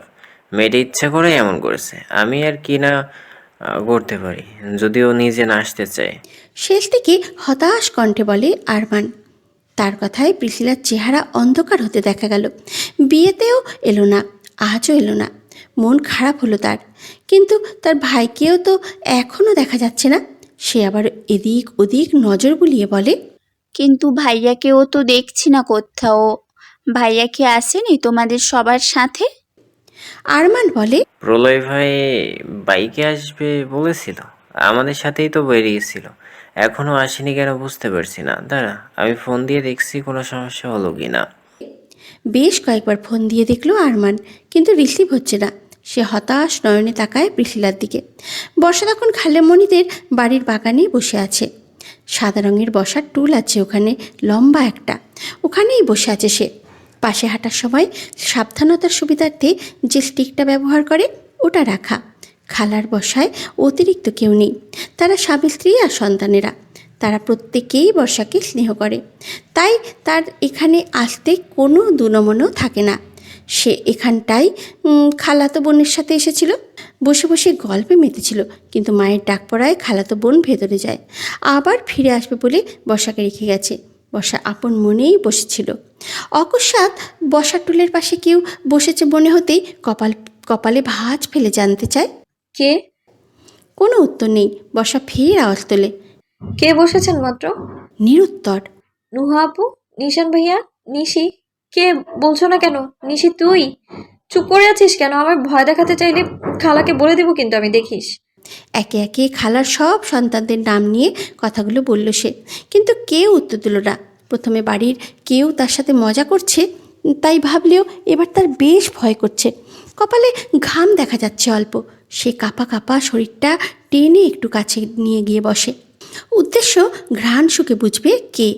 সাথে অল্প করে হাতও বাড়ালো, কিন্তু কে চিনে নেবে তার আগে হাত কেউ ধরে নিল আলতো করে। বর্ষা আতঙ্কে শিউরে উঠল, কাঁপা কাঁপা গলায় বলে ওঠে, কে? কে বলছেন? আমার হাত কেন ধরেছেন আপনি? বাড়ির ভিতর কিভাবে আসলেন? কে আপনি? ভীষণ আতঙ্ক তার মিহি কণ্ঠে। উত্তর না দিয়ে হাতের আঙুলের ভাঁজে হাত গলিয়ে দিল সেজন। সে বুঝল পাশে কোনো পুরুষ। এতে বর্ষার আতঙ্ক বাড়ল বই কি। আপনি কে? এমন কেন করছেন? আমার হাত ছাড়ুন প্লিজ, আমি কিন্তু চিৎকার করব। হাত ছাড়াতে চেয়ে কথাটা বলে সে। পাশের জন অল্প দূরত্বটুকু গুছিয়ে বর্ষার পাশে এসে বসল। হাতটা তখনও তার হাতের ভাঁজে। কাছে এসে বসতেই বর্ষা থমকে গেল। এই ঘ্রাণ খুব ভালো করে চেনে সে। বিগত 1 সপ্তাহ ধরে তার শরীর হতে এই ঘ্রাণ বিলীন করতে চাইছে সে, কিন্তু পারছে না। শরীর থেকে বিলীন হলেও মন মস্তিষ্ক থেকে যাচ্ছে না। কিভাবে হবে? তার শরীরের রন্ধ্রে রন্ধ্রে ঢুকিয়ে দেওয়া হয়েছে এই শরীরের স্পর্শ, ঘ্রাণ সবটা। প্রলয় ভাই তার সমগ্র শরীরে নিজের হাতের ছাপ বসিয়েছে, ঠোঁটের ছাপ বসিয়েছে। তাকে কলঙ্কিত করেছে এই মানুষটা। তার জীবনের লুকায়িত এক সত্য হয়ে দাঁড়িয়েছে এই মানুষটা, যা তাকে প্রতি ক্ষণে নিজের প্রতি ঘৃণা জাগায়, নিজেকে শেষ করে দিতে প্রলুব্ধ করে। বর্ষা ঢোক গেলে কণ্ঠনালী বেয়ে তা উদরে নামল। প্রলয় দেখল তা খুব মনোযোগ দিয়ে। এই মেয়েটাকে আগে কখনো এত সুন্দর, মোহনীয় আর প্রলব্ধিময় লাগেনি তার চোখে। বিরক্ত হতো এই মেয়েকে দেখলে, সে খুব বিরক্ত হতো। চেহারাটা সহ্য হতো না। আর আজ কাঁপা কাঁপা গলায় বলা কথাগুলো শুনতেও মধুর লাগছে। আপনি এখানে, ছেড়ে দিন প্লিজ। বড্ড অসহায় আর কাতরতা তার কণ্ঠে। কথাটা বলে সে হাত সরাতে চেয়েছে, কিন্তু প্রলয় আরও গভীরভাবে নিজের হাতে ভাঁজ করে নিল মেয়েলির চিকন নরম হাতটা। হাত ছাড়াবে না, এভাবে থাকুক। অতি নৈকট্যে পুরুষটির এমন ঢিমে কণ্ঠে বর্ষার ভেতরটা এফোর ওফোর হয়ে গেল বুঝি। কেমন একটা লাগছে তার। পাশাপাশি বসা দুইজন আর প্রলয় ভাই তার দিকে এক দৃষ্টিতে তাকিয়ে আছে। তা খুব বুঝলো বর্ষা, কারণ কথাটা বলার সময় নিঃশ্বাস তার মুখে এসে পড়ছিল। আপনি এইখানে কেন? আতঙ্কিত বর্ষা কোনোভাবে রাখে প্রশ্নটা। তোমাকে দেখতে এসেছে। তখনও স্থির দৃষ্টি বর্ষার দিকেই। বর্ষার চোখের মনি ঘোরানো দেখেই সে এই কথার মানে কি জানতে চাইছে তা বুঝে নিল প্রলয়। সে নিজেই দিল উত্তরটা। তোমাকে মিস করেছে, দেখতে ইচ্ছে করছিল খুব, তাই চলে এলাম। কথাটা বলে হাতে নেওয়া ওই মেয়েলি হাতে অল্প করে ঠোঁট ছোঁয়ায়। বর্ষা আবারও শিউরে উঠল। প্রলয় ভাই এসব কি করছে, কেন করছে? তুমি সম্বোধন করতে শোনা যাচ্ছে, যেখানে তার সাথে তুই সম্বোধন ছাড়া কথা বলেনি কখনো। এত নরম কণ্ঠ, এত আদুরেভাবে উত্তর দিচ্ছে তাকে। তার ভয় হয় মেয়েলি মনটাতে সেই রাতের কথা ভেবে অন্য একটা আতঙ্ক জাগছে। এর মধ্যে প্রলয় তার কপালে আসা চুল সরিয়ে হাতে আরেক দফা ঠোঁট ছোঁয়ালো। বর্ষা চোখ দুটো খিঁচে বন্ধ করে নেয়। যা ভেবেছে মুখে আনলো সেই বহু কষ্টে। আপনি কি আবারও ওসব চাইছেন? প্রলয় তার চেহারাটা খুঁটিয়ে খুঁটিয়ে দেখছিল। নতুন কি এসেছে মুখটাতে তা খুঁজে বের করতে চাইছিল। কেন এত ভালো লাগছে সেই রাতের পর থেকে জানে না সে। মায়া মায়া লাগে যতবার সেই রাতের কান্না ভেজা চোখ দুটো আর কাঁপতে থাকা ঠোঁট দুটো চোখে ভাসে। ওকে দেখতে দেখতে কথাটা শুনেই কিছু পল তাকালো, তারপরে বলল, ওসব চাইছে মানে? স্বাভাবিক জিজ্ঞাসু স্বর প্রলয়ের। বর্ষা কাঁপা কাঁপা গলায় ফের বলে, সেদিন যা করেছিলেন তেমনটা চাইছেন? সাথে সাথে উত্তর এলো না প্রলয় ভাইয়ের। প্রলয় কিছুটা সময় তার ভয়ার্ত চেহারায় চোখ বুলিয়ে বলে, এমনটা কেন মনে হলো? আপনি আমার সাথে এভাবে কথা কেন বলছেন? বর্ষা কি বোঝাতে চাইছে প্রলয়ের আসলেই মাথায় ঢুকছে না। কি হলো, চুপ করে আছেন যে? আবারও তেমন চান তাই এত নরম হয়ে কথা বলছেন? জিরিয়ে ফের বলে, আপনি নরম গলায় কথা বললেও মানবো না আমি। আমি সবাইকে জানিয়ে দেব এবার। একবার বেহুশ অবস্থায় কলঙ্কিত করেছেন আমায় জোর জবরদস্তি করে। আমি কাউকেই কিছু বলিনি। এখন হুঁশে থেকে মিষ্টি কণ্ঠে কথা বললে ভেবেছেন আমি গলে যাব? স্বেচ্ছায় নিজেকে বিলিয়ে দেবো আপনার কাছে? আরেকবার আমার সাথে জোর জবরদস্তি করার চেষ্টা করলে আমি হয় নিজেকে শেষ করে দেবো, না হয় আপনাকে কিছু একটা করে দেবো আমি। তাই আমার গায়ে আর কলঙ্ক লাগানোর কথা মাথায়ও আনবেন না, বলে দিচ্ছি আমি। ভয়ে ভয়ে যথাসম্ভব দৃঢ় গলায় বলার চেষ্টা করলো সে। প্রলয় তা খুব মনোযোগ দিয়ে দেখল, শুনল। তুমি এত কথা বলতে পারো, আগে জানতাম না। আসলেই জানত না প্রলয়। বর্ষা কখনো প্রলয়ের সামনে স্বতঃস্ফূর্তভাবে মনের এত কথা নির্দ্বিধায় বলেনি। প্রলয়ের তার প্রতি আচরণের দরুন সে ভয় পেত প্রলয়কে। বারবার গুটিয়ে নিত নিজেকে। আশেপাশে প্রলয়ের উপস্থিতি টের পেলে এমনভাবে কথাগুলো সে বুদ্ধি হওয়ার পর থেকেই প্রলয় ভাই তাকে সহ্য করতে পারে না জেনে আর কখনো বলেনি। বর্ষা চোখের মনি এদিক ওদিক ঘোরায়, দমে গেছে কিছুটা। আসো ভেতরে যাই, রেডি হয়ে নেবে, আমরা প্রিসিলার শ্বশুরবাড়ি যাব। প্রলয়ের স্বাভাবিক কণ্ঠের এই কথায় বর্ষা আশ্চর্যান্বিত হয়ে ফেরে প্রলয়ের দিকে। অনুদ্দেশে দৃষ্টি ফেলে বলে, প্রিসিলা আপুর শ্বশুর বাড়ি নিয়ে যেতে এসেছেন আপনি? আমরা এখান থেকে সোজা প্রিসিলার শ্বশুরবাড়ি যাব, বাকি কথা পরে। আমার সাথে ভেতরে এসো। বর্ষাকে হাতে ধরে ওঠাতে চায় প্রলয়, কিন্তু বর্ষা আটকিয়ে নেয় হাত। আমি আপনার সাথে কোথাও যাব না, আপনি চলে যান ভাইয়া। প্রলয় বিরক্তি নিয়ে তাকায়। সে রাতের পর প্রথম বর্ষার প্রতি বিরক্তি নিয়ে তাকাতে দেখা গেল প্রলয়কে। আগে যাকে দেখলেই বিরক্তি চাপত মাথায়, তাকে শুধু মুগ্ধ নজরে দেখেছিল সে। অকস্মাৎ চলে এলো বিরক্তি। ভাইয়া ডাকছো কেন? আমি তোমার ভাই। বর্ষা দ্বিধায় পড়ে।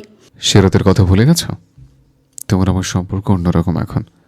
তুমি তো বললে আমার নামের কলঙ্ক লেগেছে তোমার শরীরে। যা যা হয়েছে দুজনের মধ্যে, এরপর ভাইটাকে আসে কি করে? গা গোলাচ্ছে না? I fucked you Barsha. You forgot that night? নিজের বলা কথায় গা না গোলালেও প্রলয় ভাইয়ের শেষ কথাটায় খুব গা গুলিয়ে উঠল তার। সে চোখ খিচে বন্ধ করে, প্রলয়ের বাহুতে থাকা হাতে ওখানটা খামচে ধরে। ছি, এসব কি বলছেন প্রলয় ভাই? শ্বাস আটকে এসেছে তার। প্রলয়ের মেজাজ আরও গরম হলো বুঝি। চোখ মুখ কুচকে চারদিকটায় তাকিয়ে বর্ষার কাছে নামায় মুখটা, ফিসফিস করে বলে, আরেকবার ভাই ডাকলে ইংরেজিতে যেটা বলেছি ওটা খাঁটি বাংলায় বলবো। তুমি শুতে পারবে তো বর্ষা রানী? বর্ষার দৃষ্টিহীন চোখ দিয়ে অশ্রুকণা গড়াতে দেখা যায়। লজ্জায় অপমানে মুখটা একটুখানি হয়ে এসেছে। আমার সাথে এমন কেন করছেন? আমি ঠিক করে রেখেছিলাম প্রাণ থাকতে আর আপনার সামনে পড়বো না, আপনার ঘ্রাণও কখনো অনুভব করবো না, কখনোই আপনার সামনে আসবো না। কণ্ঠ তার কেঁপে ওঠে। কিন্তু আপনি নিজেই আমার সাথে এসব নিয়ে এত নোংরা ব্যবহার করছেন।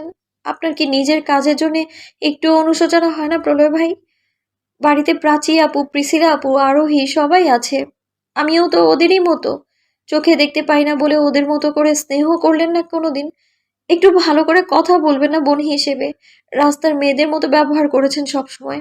আরোহী, প্রাচী আপুদের মতো চোখে দেখতে পাই না বলে বোন হিসেবে মানতে চাইতেন না, মানলাম। কিন্তু আপনার বাকি বোনদের মতো বোন পরিচয় দেওয়ার যোগ্য না হলেও আমি তো মানুষ, তাই না? আমার কি ভালো লাগা খারাপ লাগা থাকতে পারে না? আমি কি ইচ্ছে করে অন্তত বেছে নিয়েছিলাম? চোখের থেকে পানি গড়িয়ে পড়ে। আপনার ভালো লাগে না বলে আমাকে কলঙ্কিত করে দিলেন। বোনের মতো স্নেহ না করলেও আমার চরম সর্বনাশ চান। এটা কখনো কল্পনাও করিনি আমি প্রলয় ভাই, কখনোই না। প্রিসিলার ভাইয়েরা বসার ঘরে তার দেবরদের সাথে গল্পগুজব করছে। সে বাড়ির বাইরে বোনেদের নিয়ে ঘুরছে।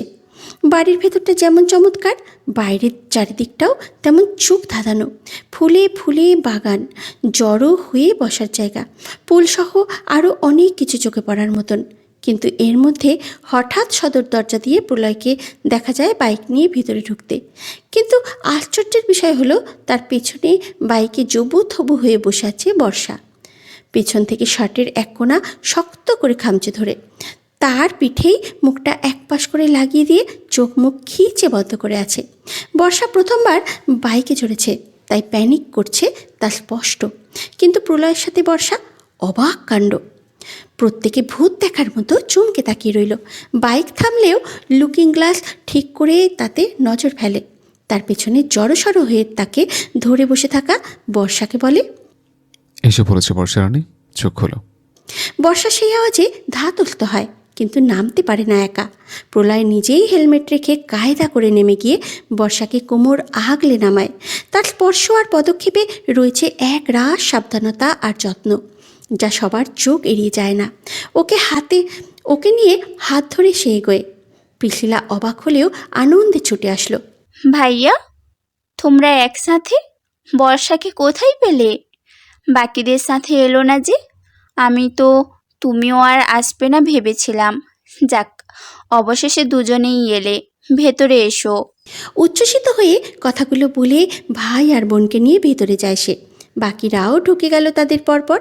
প্রত্যেকেই বিস্মিত, চেহারা দেখেই বোঝা যাচ্ছে। ভেতরে আরমানরাও ওদের একসাথে আসতে দেখে একইভাবে বিস্মিত হলো। তবে প্রিসিলার শ্বশুরবাড়ি হওয়ায় সবার সামনে তেমন কিছু জিজ্ঞাসা করে না কেউ তাদের। এরপরের সময়টা খুব ভালো করেই কাটলো। সবাই মিলে মজা ঠাট্টা হইহুল্লোর শেষে বাড়ি ফেরার সময় হয়। সবার কাছে বিদায় নিয়ে প্রত্যেকে ফিরে যায়। বর্ষাকেও নিজেদের সাথে হাওলাদার বাড়ি নিয়ে গেল তারা। প্রলয় আবার তাকে নিজের সাথে বাইকে না টানে, এই জন্য তার থেকে দূরে দূরে থাকছিল বর্ষা। আর আরমান ভাইয়াকে বারবার অনুরোধ করছিল যেন তাকে নিজেদের সাথে নেয় গাড়িতে বাড়ি ফিরতে সময়। শেষমেশ বর্ষার ইচ্ছেই ফলেছে। তবে প্রলয়কে অন্যরকম দেখালো ওর এই কাজে। যদিও বর্ষা সেসব দেখতে পায়নি, আর না দেখার ক্ষমতা আছে তার, তবে প্রলয়ের দৃঢ় চোয়াল আর শক্ত পেশি দেখে যে কারো বুঝে যাওয়ার কথা। কিন্তু নিজেদের খেয়ালে থাকায় দেখল না কেউ। বর্ষার খালার বাড়ি গিয়ে ওকে নিয়ে ভেতরে গেছিল প্রলয়। তখন বর্ষার খালাতো বোন নুভা, নিশিতা আর খালা ছাড়া কেউ ছিল না বাড়িতে। বর্ষার খালাকে বলে ওকে নিয়ে এসেছে নিজের সাথে। বর্ষার খালা অবাক হয়েছিল খুব, কিন্তু প্রলয় যেহেতু বর্ষার ভাই হয় তাই আর মানা করেনি। এখন তার খালাতো ভাই নিশান বাড়ি এসে এসব শুনে মাথা গরম করে বসে আছে। তোমার কি একবারের জন্য আমাকে জানানো দরকার বলে মনে হয়নি মা? এই ছেলেটা বলল আর পাঠিয়ে দিলে সাথে। তুমি কি জানো না বর্ষা প্রলয়কে কতটা ভয় পায়? এই বাড়ির কেউ কেউ বর্ষাকে পছন্দ করে না, যার মধ্যে সর্বপ্রথম প্রলয়। তাও তুমি এইভাবে ওকে একা ছেড়ে দিলে, তাও বাইকে। আমি জাস্ট অবাক হচ্ছি মা, এতটা বোকামি কিভাবে করতে পারো তুমি? প্রচণ্ড বিরক্তি আর রাগ নিশানের কণ্ঠে। আচ্ছা, তুই একটু শান্ত হ। যতই অপছন্দ হোক, বর্ষা তো ওর বোন, তাই না? নিশ্চয়ই দেখে রাখবে। এবার একটু শান্ত হও নিশান। বর্ষার বাবা কথাটা বলেন ছেলেকে। তুমি বুঝতে পারছো না বাবা, প্রলয় ছেলেটা আস্ত একটা লম্পট। ওই ছেলের সাথে আমাদের বর্ষাকে একা পাঠিয়ে দিলে। নিশান চোখ মুখ কুঁচকে ফেলে বলতে বলতে। কথাটা বলে সে নিজের রুমে চলে গেল। বর্ষাকে নিশান পছন্দ করে, এই কথা প্রত্যেকের জানা, তাই এমন ব্যবহারে কেউ অবাক হলো না। সবার সাথে হাওলাদার বাড়ি ফিরলে বর্ষাকে দেখিয়ে হাওলাদার বাড়ির প্রত্যেকে খুব খুশি হয়। তার দাদি, প্রলয়ের মা, মেজো চাচি সবাই। বর্ষার মা তাকে দেখে দ্রুত কাছে এগিয়ে আসে, গালে হাত রেখে মাথার চুল ঠিক করে দিতে দিতে বলে, বর্ষা, তুই প্রিসিলার শ্বশুরবাড়ি গিয়েছিলি ওদের সাথে? কই, আমাদের জানালি না তো মা। কার সাথে গিয়েছিলি ওখানে? নিশান নিয়ে গেছিল? বর্ষা মিহি কণ্ঠে জবাব দেয়, না মা, নিশান ভাইয়ের সাথে যাইনি। তাহলে? ভ্রু কুঞ্চিত করে জানতে চায় মা। প্রাচী পেছন থেকে বলে, আমার ভাইকে নিয়ে আসতে দেখলাম চাচি। মানে? কপালে ভাঁজ পড়লেও বর্ষার মায়ের, সাথে বাড়ির বাকিদেরও মনোযোগ এদিকে চলে আসে। আরমান বলে, কিছুই বুঝতে পারিনি চাচি, আমরা তো আগে চলে গিয়েছিলাম গাড়ি নিয়ে। প্রলয় ভাই বলল বাইক নিয়ে আসবে, তাই নিশ্চিন্তে চলে গেলাম। বাড়ি গিয়ে অনেকক্ষণ হয়ে গেলেও দেখে আসেনি। আর বর্ষা তো আসবে না ধরেই নিয়েছিলাম, কিন্তু খেয়ে দিয়ে যখন সবাই বসে গল্প গুজবে তখনই হঠাৎ দেখি দরজা দিয়ে বর্ষা প্রবেশ করছে প্রিসিলার সাথে, পিছনে পিছনে প্রলয় ভাই। এরপর আরোহী বলে, শুধু তাই না, বর্ষা প্রণয় ভাইয়ের সাথে বাইকে চড়ে গিয়েছিল।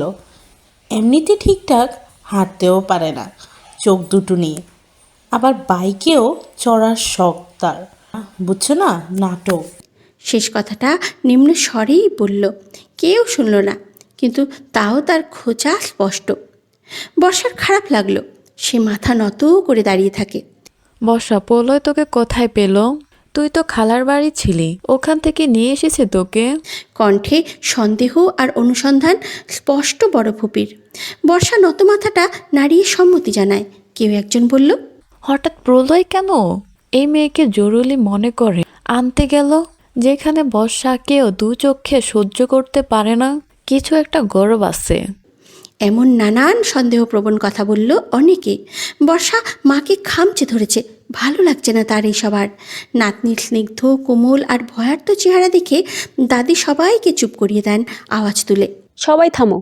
হঠাৎ প্রলয় আর বর্ষা দিদিভাইকে কেন নিতে গেল সে প্রশ্ন প্রলয়কেই করো।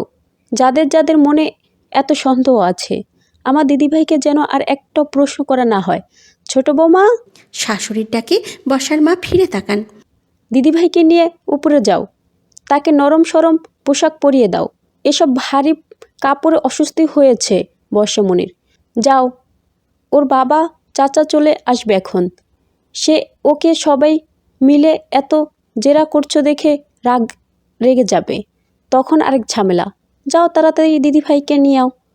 তারপর বাকিদের উদ্দেশ্যে বলেন, বাকিরা গিয়েও ফ্রেশ হয়ে নাও, আর ওই নিয়ে বর্ষাকে যেন আর একটা প্রশ্ন না করা হয়। কিন্তু কথাটা বলে জিরোতে না জিরোতেই বাইরে থেকে প্রলয়কে ভিতরে প্রবেশ করতে দেখা গেল। হাতে বাইকের চাবি, নিজের মতো প্রবেশ করেছে সুঠাম দেহি প্রলয়। আশেপাশে চোখ নেই তার, সবাই তাকে দেখে থমকে গেল। মেয়েদের মুগ্ধ দৃষ্টি তার উপরে, কিংবা বাকিদের কৌতূহলী দৃষ্টি। প্রলয় সবার মাঝে নিরুত্তাপভাবে চলতে গিয়ে পরিচিত সেই সুবাস নাকে ঠেকতেই হঠাৎ থেমে যায়, ঘাড় ফিরিয়ে পাশে নজর ফেলে। বর্ষা অনুদ্দেশে দৃষ্টি ফেলে মাকে জড়িয়ে ধরে আছে। সে জানে না সবাই চুপ মেরে গেল কেন। কৌতূহল ছিল, কিন্তু প্রলয়ের মতো নিজেও সেই পরিচিত ঘ্রাণ পেল নাকে। মাকে ধরা হাতটায় স্পর্শ দৃঢ় হলো। ঢোক গেলে সে। বর্ষা বুঝতে পারছে প্রলয় ভাই তখনও উপস্থিত তার আশেপাশে। কেন জানি তার দিকেই চেয়ে আছে মনে হচ্ছে। ভেবে অস্বস্তি হলো তার। চোখের মনি এদিকে ওদিকে ঘুরিয়ে শ্বাস নেয়। প্রলয় মদ্যপ নয়নে সবটা দেখল। সেদিনও তো পিচ্ছি ছিল দেখতে, উঠতি বয়সের হওয়ায় অল্প অল্প শরীর এসেছিল। আজ সবটা পরিপূর্ণ লাগছে তার ছোঁয়ায়। টান টান মেয়েলি নরম শরীরটায় আন মনে চোখ বুলিয়ে ওই অবস্থাতেই ঘেমে উঠল প্রলয়। ঢোক গেলে পা বাড়ায় সামনে। এক ধাপ সিঁড়ি পার করে মুহূর্তেই চলে গেল উপরে। প্রলয়ের সব কাণ্ড উপস্থিত প্রত্যেকের চোখে পড়ল, কিন্তু আগে যেমন পছন্দ করতো না, ধরে নিল আজও ওর উপস্থিতিতে বিরক্ত বলেই এমন তীর্যক নয়ন ফেলে দেখছে বর্ষাকে। দীর্ঘশ্বাস ফেলে চলে যায় যে যার মতো। যদিও কারো কারো চোখে অন্য কিছু বলে মনে হয়েছে, তবুও বর্ষার প্রতি প্রলয়ের আগের ব্যবহার মনে করে নিজেদের ধারণা ভুল ভেবে উড়িয়ে দিল। বর্ষারা এই বাড়িতে না থাকলেও তাদের জন্য রুম বরাদ্দ আছে। আগে যেই রুমে থাকতো ওই রুমগুলোতেই থাকে। বর্ষা তখন চেঞ্জ করে ফ্রেশ হয়ে রুমের ব্যালকনিতে বসেছে। রাত হলেও আভিজাত্যে মোড়ানো হাওলাদার বাড়ির চারপাশটা নিয়ন আলোয় ঝলমল করছে। যদিও এইসব আলো দেখার সৌভাগ্য বর্ষার নেই, সে নীরবে ব্যালকনিতে বসে বসে গুনগুন করে গান গাইতে থাকে। কিছু সময় পর ফোনটা বেজে উঠল। কে ফোন দিয়েছে দেখার সাধ্য নেই তার। অভ্যাস অনুযায়ী আন্দাজে রিসিভ করে কানে ধরে সে ফোনটা। অমনি এক পুরুষ কণ্ঠস্বর ভেসে আসলো ওপাশ থেকে। বর্ষা? নিশান ভাইয়ার কণ্ঠ। তা বর্ষা বুঝল। সে জবাব বলে, হ্যাঁ ভাইয়া, আমি বলছি। তুমি কেমন আছো? নিশান গাঢ় শ্বাস টেনে বলে, আমি ভালো আছি। তুই এখন কোথায়? প্রলয়ের সাথে চলে গেলি, একবারও আমাকে বলার প্রয়োজন মনে করলি না? বর্ষা মুখ অন্ধকার করে বলে, আমি আর কিভাবে মানা করতাম? খালামণি তো ওনাকে অনুমতি দিয়ে দিল আমাকে নিয়ে আসার। উনি বলতে প্রলয়কে বুঝিয়েছে তা বুঝল নিশান। চোয়াল শক্ত হলো তার। তবে বর্ষাকে কিছু বলল না তাই নিয়ে। ঠিকঠাক যেতে পেরেছিলি? প্রলয় কিছু করেনি তো? না ভাইয়া, ভালোভাবে পৌঁছেছি। প্রথমবার বাইকে চড়েছিস প্রলয়ের সাথে, অথচ আমি একবার অনুরোধ করার পরেও আমার সাথে কোনোদিনও বাইকে চললি না। তুমি তো জানো আমি বাইকে ভয় পাই, কিছু দেখতে পাই না, কিভাবে বসবো আর নামবই বা কিভাবে? তার ঠিক নেই। রাগ করছো কেন ভাইয়া? আমি কি তোকে সেই ফলি বস্তের বা নামতে হেল্প করব বলিনি একবারও? ভাইয়া একটু টেনে বলে, তারপরে আবার যুক্ত করে, তুমি প্লিজ রাগ করো না, আমার সত্যিই ভয় করে, তুমি তো জানোই তা। বর্ষা হতাশ কণ্ঠে বলে, আমি আর কি করতাম? উনি নিজেই আমাকে ধরে ঠিকভাবে বসিয়ে দিলেন। তারপর আমার হাত দুটো সামনে এনে জাপটে ধরতে শিখিয়ে দিয়েছিলেন। তারপর আবার নামিয়েও দিলেন আমাকে ধরে সুন্দরভাবে। আমার তাই ভয় করেনি তেমন একটা। উনি আস্তে আস্তে চালিয়েছেন বাইক, তবে মাঝ রাস্তায় একটু ভয় লেগেছিল প্রথমবার হওয়ায়। প্রলয় ভাইয়া আরও আস্তে চালিয়ে এক হাতে আমায় ধরে রেখেছিলেন। সাথে সাথে ওপাশ থেকে ফোন কেটে গেল। বর্ষা টুটটুট শব্দ শুনে তা বুঝল, কিন্তু অবাক হয় অকস্মাৎ ফোন কেটে দেওয়ায়। আশ্চর্য, কেটে দিল কেন? জেলাস? আনুমনে কথাটা বলার সঙ্গে সঙ্গেই পাশ থেকে কারো কণ্ঠের আওয়াজটি পেল বর্ষা। আঁতকে উঠল সে। কে কে বলছেন? সাথে সাথে উত্তর এলো না প্রলয়ের। ব্যালকনিতে একটা বেঞ্চি আছে যেখানে বর্ষা বসে আছে, আর প্রলয় ব্যালকনির দরজায় হেলান দিয়ে আকর্ষণীয় কায়দায় দাঁড়িয়ে আছে, পকেটে হাত গুজে, ঠোঁটের ফাঁকে সিগারেট। মাত্রই আগুন ধরিয়েছে সেটাতে, তাই সিগারেটের গন্ধের দরুন প্রলয়ের ঘ্রাণ চিনতে পারেনি বর্ষা। কয়েক টান দিয়ে ব্যালকনির কাছে এগিয়ে কোথাও ছুঁড়ে ফেলল সিগারেটটা। তারপরে মাউথ ফ্রেশনার পড়ে মুখে। এর মধ্যে আতঙ্কিত বর্ষা বেশ কয়েকবার কে কে শব্দ করে কে এসেছে জানতে চেয়েছে। মুখ ফ্রেশ করে সিগারেটের গন্ধ দূর করে তবেই বর্ষার কাছে এগিয়ে এলো প্রলয়। বসে থাকা বর্ষার পিছনে গিয়ে মাথা নামিয়ে তার কাঁধ বরাবর আনে। খুব কাছে গিয়ে কানের কাছে ফিসফিস করে বলে, চিনে না ওকে? তারপর কানের কাছে মুখ রেখেই গালে ফু দেয়, অর্থাৎ ঘ্রাণ সুখে চিনে নেওয়ার আহ্বান। বর্ষা অকস্মাৎ অতি নৈকট্যে এসে এহেন শব্দে চমকিত হলেও সামলে স্নিগ্ধ মুখটা ফিরিয়ে নিল প্রলয়ের দিকে। আর একটু এগিয়ে তার খুব কাছে নিল মুখটা। তারপরে ঘ্রাণ শুকে নিল প্রলয়ের খুব কাছে। তখনও দুজনে প্রলয়ের গালের আর কানের কাছে বর্ষার মুখ নাক। ঘ্রাণ শুকছে অনুদ্দেশে অন্ধ দৃষ্টি ফেলে। আর প্রলয় কাছ থেকে তার মুখটা দেখছে খুঁটিয়ে খুঁটিয়ে। বর্ষা নাকে ঘ্রাণ শুকতে শুকতে হাত দিয়ে ছুঁয়ে দিল প্রলয়ের খোঁচা খোঁচা দাড়িযুক্ত গালটা। কে চিনতে পেরে আনুমনে উচ্চারণ করল, প্রলয় ভাইয়া। We had sex, Borsha. Don't call me Bhaiya. You and I, we slept together. তখনও খুব কাছে দুজনে। বেঞ্চিতে বসে থাকা বর্ষার দিকে ঝুঁকে আছে প্রলয়। তার কথাটা শুনে কেঁপে ওঠে বর্ষার নরম কায়া। কোমল হাতের তালুতে মুখটা ঈষৎ চেপে ধরে প্রলয়ের। খুব অল্প তার ছোঁয়া। এইসব না বলার অনুরোধ তার। চোখ আর ঠোঁট দুটো কাঁপছে। এসব বলবেন না ভাইয়া প্লিজ। ইংরেজি বলছো না তুমি? আমরা শুয়েছি একসাথে। কোথায় কোথায় মুখ লাগিয়েছো ভুলে গেছো? কীভাবে তোমার উপর ছিলাম, কে কী করেছে ভুলে গেছো তুমি? বর্ষার চোখে পানি চলে এলো, গড়িয়ে পড়ে চোখের কোণ বেয়ে। প্রলয় তা দেখে বলে, উফ, কাঁদবে না। এই মেয়ে, কাঁদছো কেন? কাঁদবে না একদম।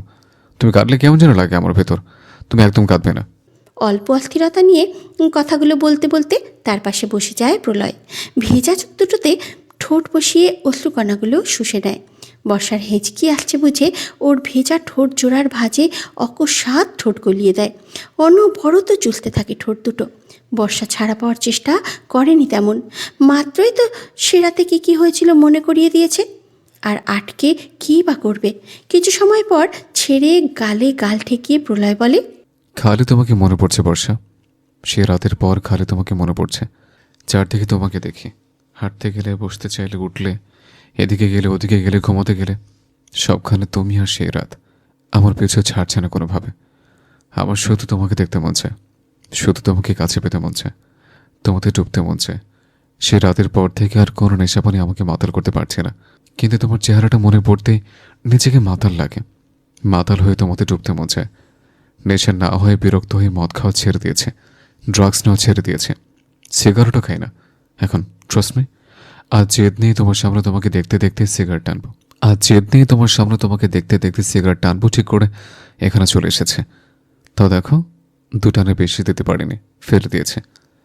তোমার পাশে ওসব নেশা কিচ্ছু না, তুমি ভিন্ন বর্ষা। কথাগুলো বলে কোলে উঠিয়ে বসায় নরম সরম বর্ষাকে, তাও দুই পা দুই দিকে করে। সে প্রলয়ের গলা জড়িয়ে ধরে দুই হাতে, ভারসাম্য ঠিক রাখতে। এমনভাবে বসাতে তলদেশে একে অপরের উত্তেজনার অন্য স্পর্শ পেল দুইজনে। প্রলয় আরও ঘনিষ্ঠ করে বসায় ওইখানটায়। বর্ষার বক্ষ যুগলের চূড়ান্ত জায়গায় পোশাকের উপর থেকেই কামনার স্পর্শ দেয়। ধীরে ধীরে জামার ভেতরে হাত গলিয়ে পুরো জায়গাটায় বিচরণ করে, কখনো আদুরে আদুরে, কখনো অকস্মাৎ দৃঢ়। বর্ষার মুখ দিয়ে না চাইতেও আহ উহ ধরনের শব্দ বেরিয়ে যায়। উত্তেজনায় দুই পা আরও শক্ত করে প্রলয়ের সাথে লেগে বসে। পুরোটাই ভিন্ন। I love you Barsha, love you so much. কথাটা বলে উন্মাদের মতো করে তার পোশাকের ফিতে খুলে দেয়। ফলে কাপড়ের গলাটা অনেক বড় হয়ে গেল। ক্লিভেজ দৃশ্যমান। প্রলয় ঠোঁট ছোঁয়ায়, কামড়ে দেয়। বর্ষা আবার চিৎকার করে ওঠে। কাপড়ের নিচ দিয়ে হাত ঢুকিয়ে পেট আর কোমরে স্পর্শ দিচ্ছিল প্রলয়। বর্ষা কান্না ভেজা কণ্ঠে বলে, ছেড়ে দিন প্রলয় ভাইয়া, এমন করবেন না প্লিজ। তোমার ভালো লাগছে না বর্ষা? লাগছে না, ছেড়ে দিন। কিন্তু তোমার শরীর অন্য কথা বলছে। বলুক, মন আর শরীর একটা। বিপরীত লিঙ্গের স্পর্শে সবার শরীর বেইমানি করে কম বেশি। কিন্তু আপনি আজ আমাকে প্রলুব্ধ করে আবারও এমনটা করে আমি নিজেকে শেষ করে দেব। দৃঢ় কণ্ঠ কন্দনরত বর্ষার। প্রলয় থেমে গেল, আলগা করে বর্ষার কোমরে হাতের বাঁধন। তবে একেবারে না ছেড়ে কিছুক্ষণ জড়িয়ে রাখে নিজের বুকে। সময় নিয়ে ধীরে ধীরে বলে, আজকের বাইক রাইডটা ভালো লেগেছে? বর্ষা উত্তর দেয় না, নাক টানে শুধু। জবাব না দিলে আবার শুরু করবো কিন্তু। লেগেছে। আবার যাবি আমার সাথে বাইক রাইডে? কখনোই না। হুম, যেতে হবে। একদিন নিয়ে যাব, দেখো। বর্ষা জবাব দিল না। প্রলয় ফের বলে, নিশানা টিশান কি জানি তোমার খালাতো ভাই, ওর থেকে দূরে থাকবে, বুঝছো? কেন? আমার পছন্দ না তোমার সাথে ওর কথা বলা। আপনার অপছন্দ হলে আমার কি? তোমার কি তা? ওর ছেলের সাথে কথা বলে দেখো, তারপরে বুঝবে। এইভাবে আরও কিছুক্ষণ নানান কথা বলেই সময় কাটিয়ে চলে যায় প্রলয়। বর্ষা তার সাথে কথা বলতে বলতেই ঘুমিয়ে পড়েছিল কোলে। প্রলয় তা বুঝে বিছানায় এনে ঠিক করে শুয়ে দিয়েছে। তারপরে গালে, কপালে আর ঠোঁটে আদর দিয়ে চলে যায় নিজের রুমে। পরদিন বর্ষা বাবা মায়ের সাথে বাড়ি ফিরে গেল। সে একটা গান শেখার প্রতিষ্ঠানে পড়ে। কয়েকদিনের ছুটি নিয়েছিল অসুস্থতার কারণে। এখন নিয়মিত হয়েছে আবার। একটা স্কুলেও পড়ে সে, প্রতিবন্ধীদের জন্য খোলা স্কুলটা। তার মতো দৃষ্টিশক্তিহীন কিংবা বাকশক্তিহীন, শ্রবণশক্তিহীন, মানসিক প্রতিবন্ধী, হাত পা বিহীন এমন অনেক ছাত্রছাত্রী স্কুলটাতে। বর্ষা সেখানেও নিয়মিত যাতায়াত করছে। বাড়ির গাড়ি নিয়ে তার জন্য রাখা বুয়ার সাথে যায়। প্রলয়কেও ওখানে তার আশেপাশে যেতে দেখা যায়। অনেকবার কথা বলেছে জোর করে। কখনো বুয়া আর ড্রাইভারকে ভয় দেখিয়ে বর্ষাকে নিয়ে ঘুরতে চলে যায়, ক্যাফেতে বসে, পার্কে নিয়ে যায়। বর্ষা আপত্তি করলে ওকে ধমক দেয়, আবার আদর আদর নিয়ে কথা বলে, ওকে দেখে শুনে রাখে। এইভাবে বেশ কয়েকদিন কাটলো। এদিকে এইসব বর্ষার খালাতো ভাই নিশানের চোখে পড়ে গেছে। প্রথম প্রথম প্রলয়ের আর বর্ষার এমন স্বাভাবিক চলাফেরা, মিলমিশ দেখে অবাক হলেও ওদের মধ্যে কোনো রকম প্রেম প্রেম কিছু থাকতে পারে তা মাথায় আনেনি, কারণ অবশ্যই তারা কাজিন। তাই ভাই বোন হিসাবে মেলবন্ধন হলেও হতে পারে। আগে যতই অপছন্দ করুক, কিন্তু খেয়াল করে দেখলো প্রলয়ের বর্ষার প্রতি আচরণ মোটেও ভাইয়ে বোনের বন্ধনের মতো না। তার চোখে অন্য কিছু। বর্ষার প্রতি মুগ্ধতা তার চোখে, কাছ থেকে পাওয়ার আকাঙ্ক্ষা, এসব মোটেও স্বাভাবিক নয়। নিশান বেশ কয়েকবার আদর যত্নে বর্ষাকে নিয়ে ক্যাফেতে বসে খাইয়ে দিতে দেখেছে, পার্কে হাত ধরে ঘোরাতে দেখেছে সবটা।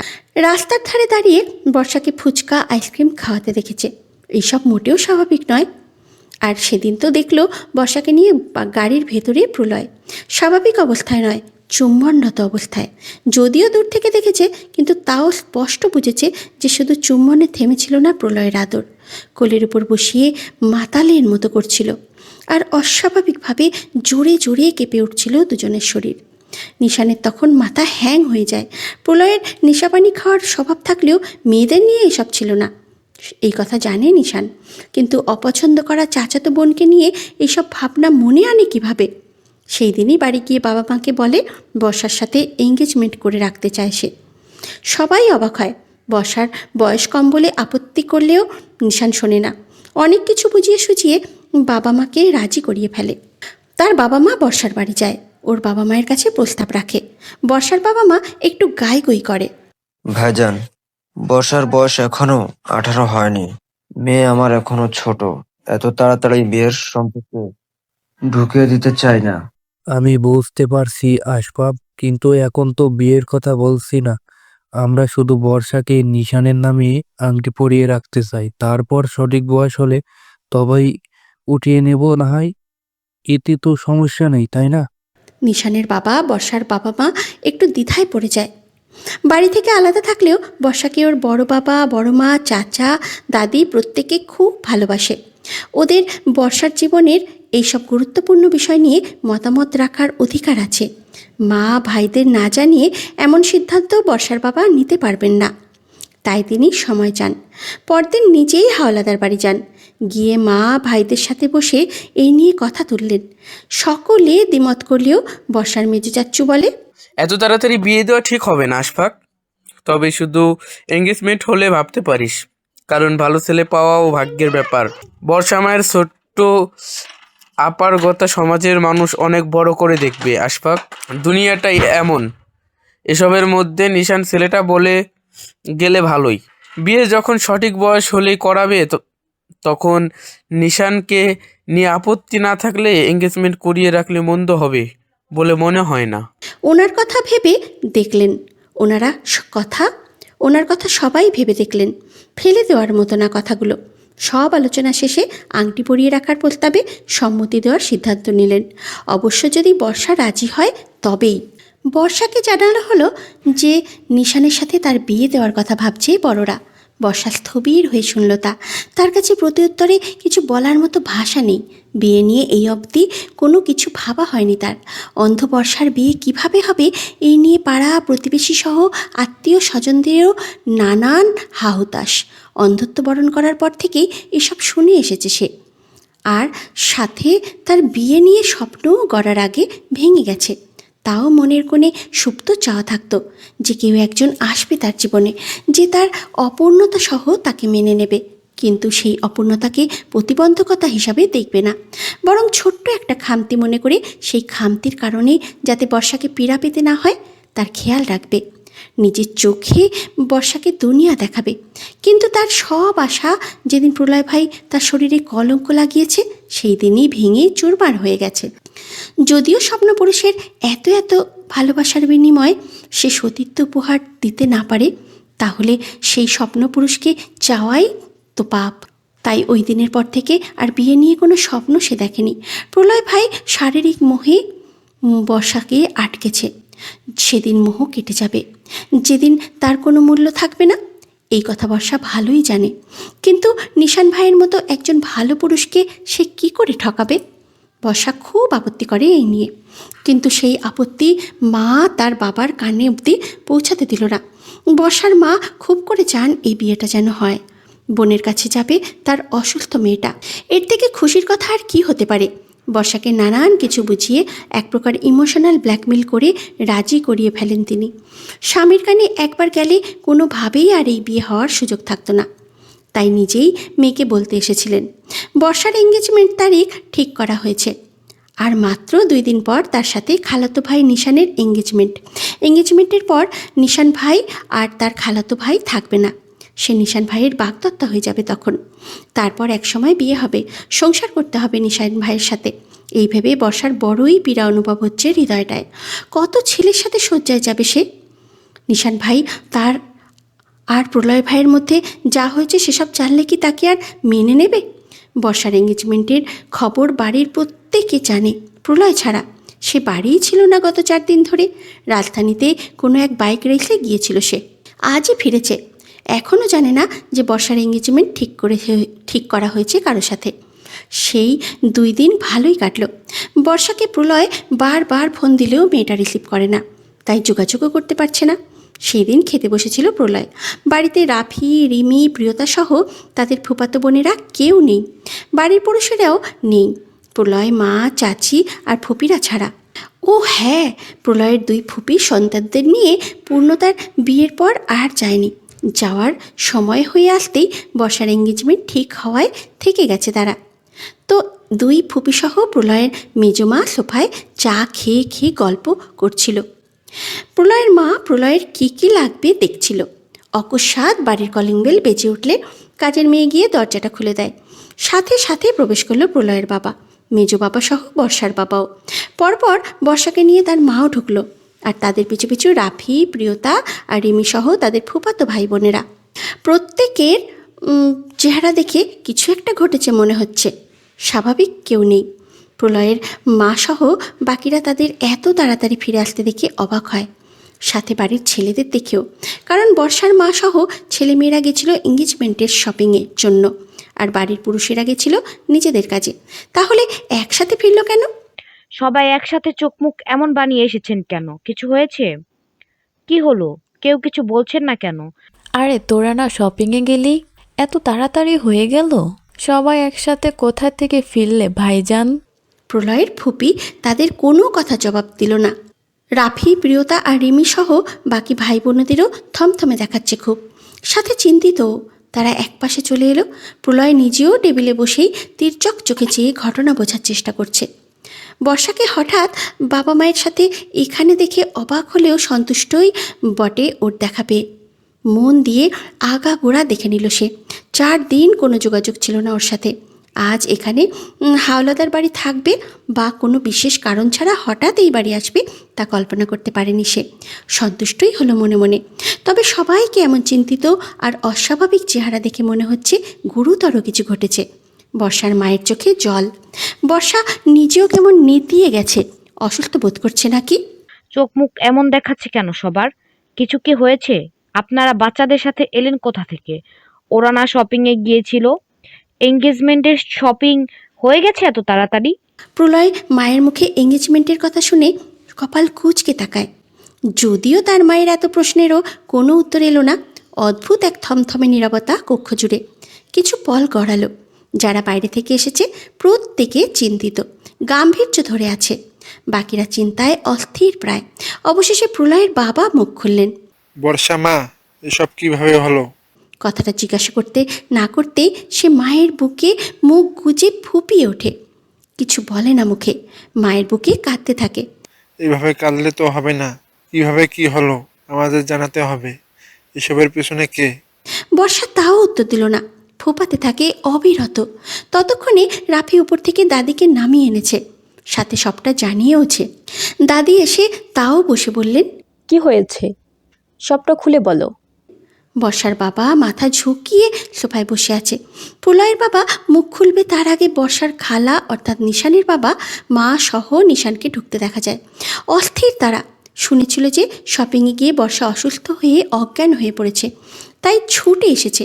বর্ষা মা, ঠিক আছিস তুই? হসপিটালে থেকে সোজা এখানে নিয়ে এসেছিস ওকে? ও হঠাৎ অজ্ঞান হয়ে পড়লো কেন? ডাক্তার কি বলেছে রে? বর্ষার মাকে তার বোন কথাগুলো জিজ্ঞাসা করে। বর্ষার মা জবাব দেবে তার আগেই প্রলয়ের বাবা তাদের দিকে এক নজর তাকিয়ে দীর্ঘশ্বাস ফেলে নিজেই সবটা বলল। শপিংয়ে ছিল, হঠাৎ অজ্ঞান হয়ে পড়লে রাফি ওকে হসপিটালে নিয়ে যায়। ওর বাবাকে ফোন দিয়ে জানায়। আমরা 3 ভাই তখন পারিবারিক ব্যবসা নিয়ে একসাথে আলোচনায় বসেছিলাম। ওর অজ্ঞান হয়ে পড়েছে শুনে ওখানেই যাই। ডাক্তার জানিয়েছে। একটু থামলেন, মাথা নিচু করে বসে থাকা বর্ষাসহ বাড়ির প্রত্যেকের দিকে তাকিয়ে বললেন, বর্ষা প্রেগনেন্ট। কি? চিৎকার করে উঠল প্রায় প্রত্যেকে। বর্ষার খালা, ফুপি, বড় মা, চাচি প্রত্যেকে। কি বলিস এসব? মাথা ঠিক আছে? এসবের মানে কি? 2 দিন বাদে এঙ্গেজমেন্ট, এখন এসব কি কথা? প্রত্যেকেই বিস্মিত, যেন বিশ্বাসই হচ্ছে না তাদের। ডক্টর তাই বলেছে, কিছু করার নেই। 3 বার টেস্ট করিয়ে এনেছি, বর্ষা প্রেগনেন্ট। সবাই জমে গেল। বসার ঘরের পরিস্থিতি একেবারেই স্বাভাবিক। বড় ফুপি বলে, বর্ষা, এইসব কি শুনছি? কার বাচ্চা পেটে নিয়ে ঘুরছিস তুই? কার সাথে শুয়ে এসেছিস? লজ্জা করলো না দুনিয়ার মেয়ের এমন রাজলীলা করতে? ছি ছি ছি। বর্ষা ফুপিয়ে উঠল। কান্না তার চোখের বাধা মানছে না। সে কি করবে কিছু জানে না। প্রলয় ভাই কি এখানে নেই? এখনও ফেরেনি ঢাকা থেকে?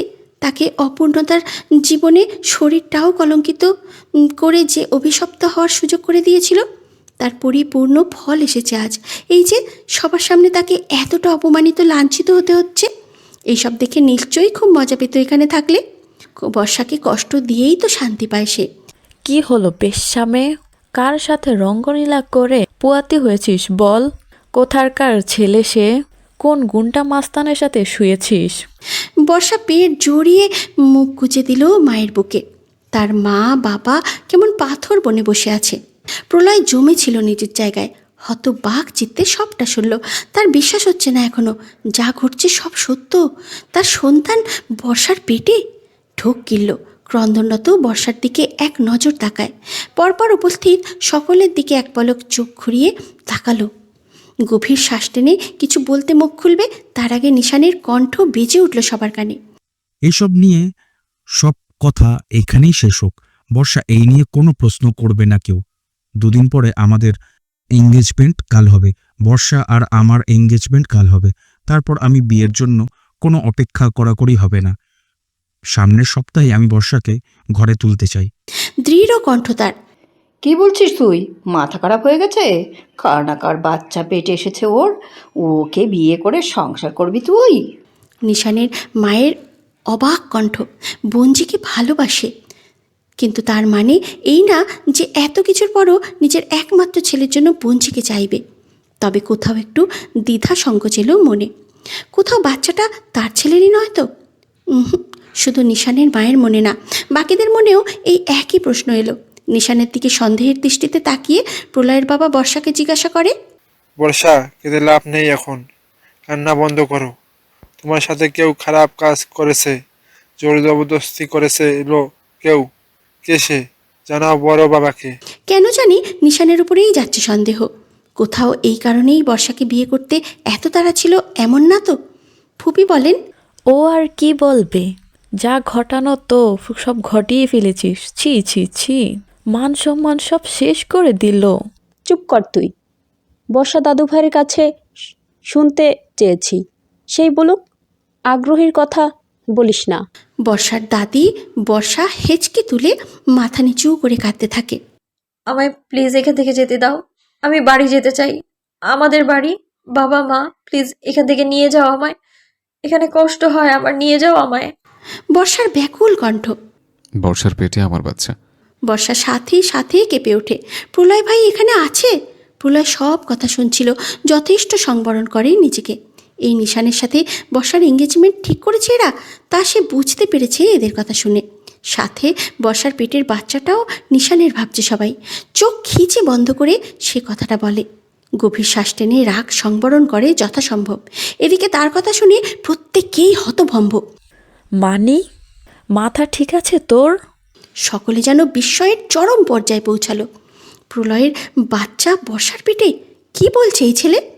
কি বলতে চাইছো? মানে এটাই যে বর্ষার পেটে আমার সন্তান এসছে, অর্থাৎ ওর সাথে আমিও শুয়েছি। প্রত্যেকে এমন কথায় লজ্জায় চোখ নামিয়ে নিল। নিশান চোখ খিচে বন্ধ করে ফেলেছে, দাঁতে দাঁত চেপে। মনে মনে এই ভয়টাই পাচ্ছিল কোথাও সবাইকে নিজেই না জানিয়ে দেয় প্রলয়। আর তাই হলো। সে চুপ থাকলো না। বর্ষা যেমনই হোক, তাকে নিশান ভালোবাসে। প্রলয়, চুপ করো তুমি। এসব কথা কখনো তুলবে না। ওর আর আমার বিয়ে ঠিক হয়েছে। ওদের যাই থাকুক, বর্ষা আমার ফিয়ন্সে। প্রলয় দাঁতে দাঁত চেপে বলে, আরও আমার বাচ্চার মা হতে চলেছে। পেটে আমার বাচ্চা নিয়ে অন্য কারোর সাথে বিয়ে বসতে দেব ভাবলে কি করে? উঠে সবার সামনে চলে এসেছে সে। চুপ করে সবাই। প্রলয়ের বাবার ধমকে সবাই নিশ্চুপ হয়ে গেল। তুমি কি বলছো তা তুমি বুঝতে পারছো প্রলয়? হ্যাঁ, বুঝতে পারছি। বর্ষার সাথে জোর জবরদস্তি করেছে। একটু থামলো সে।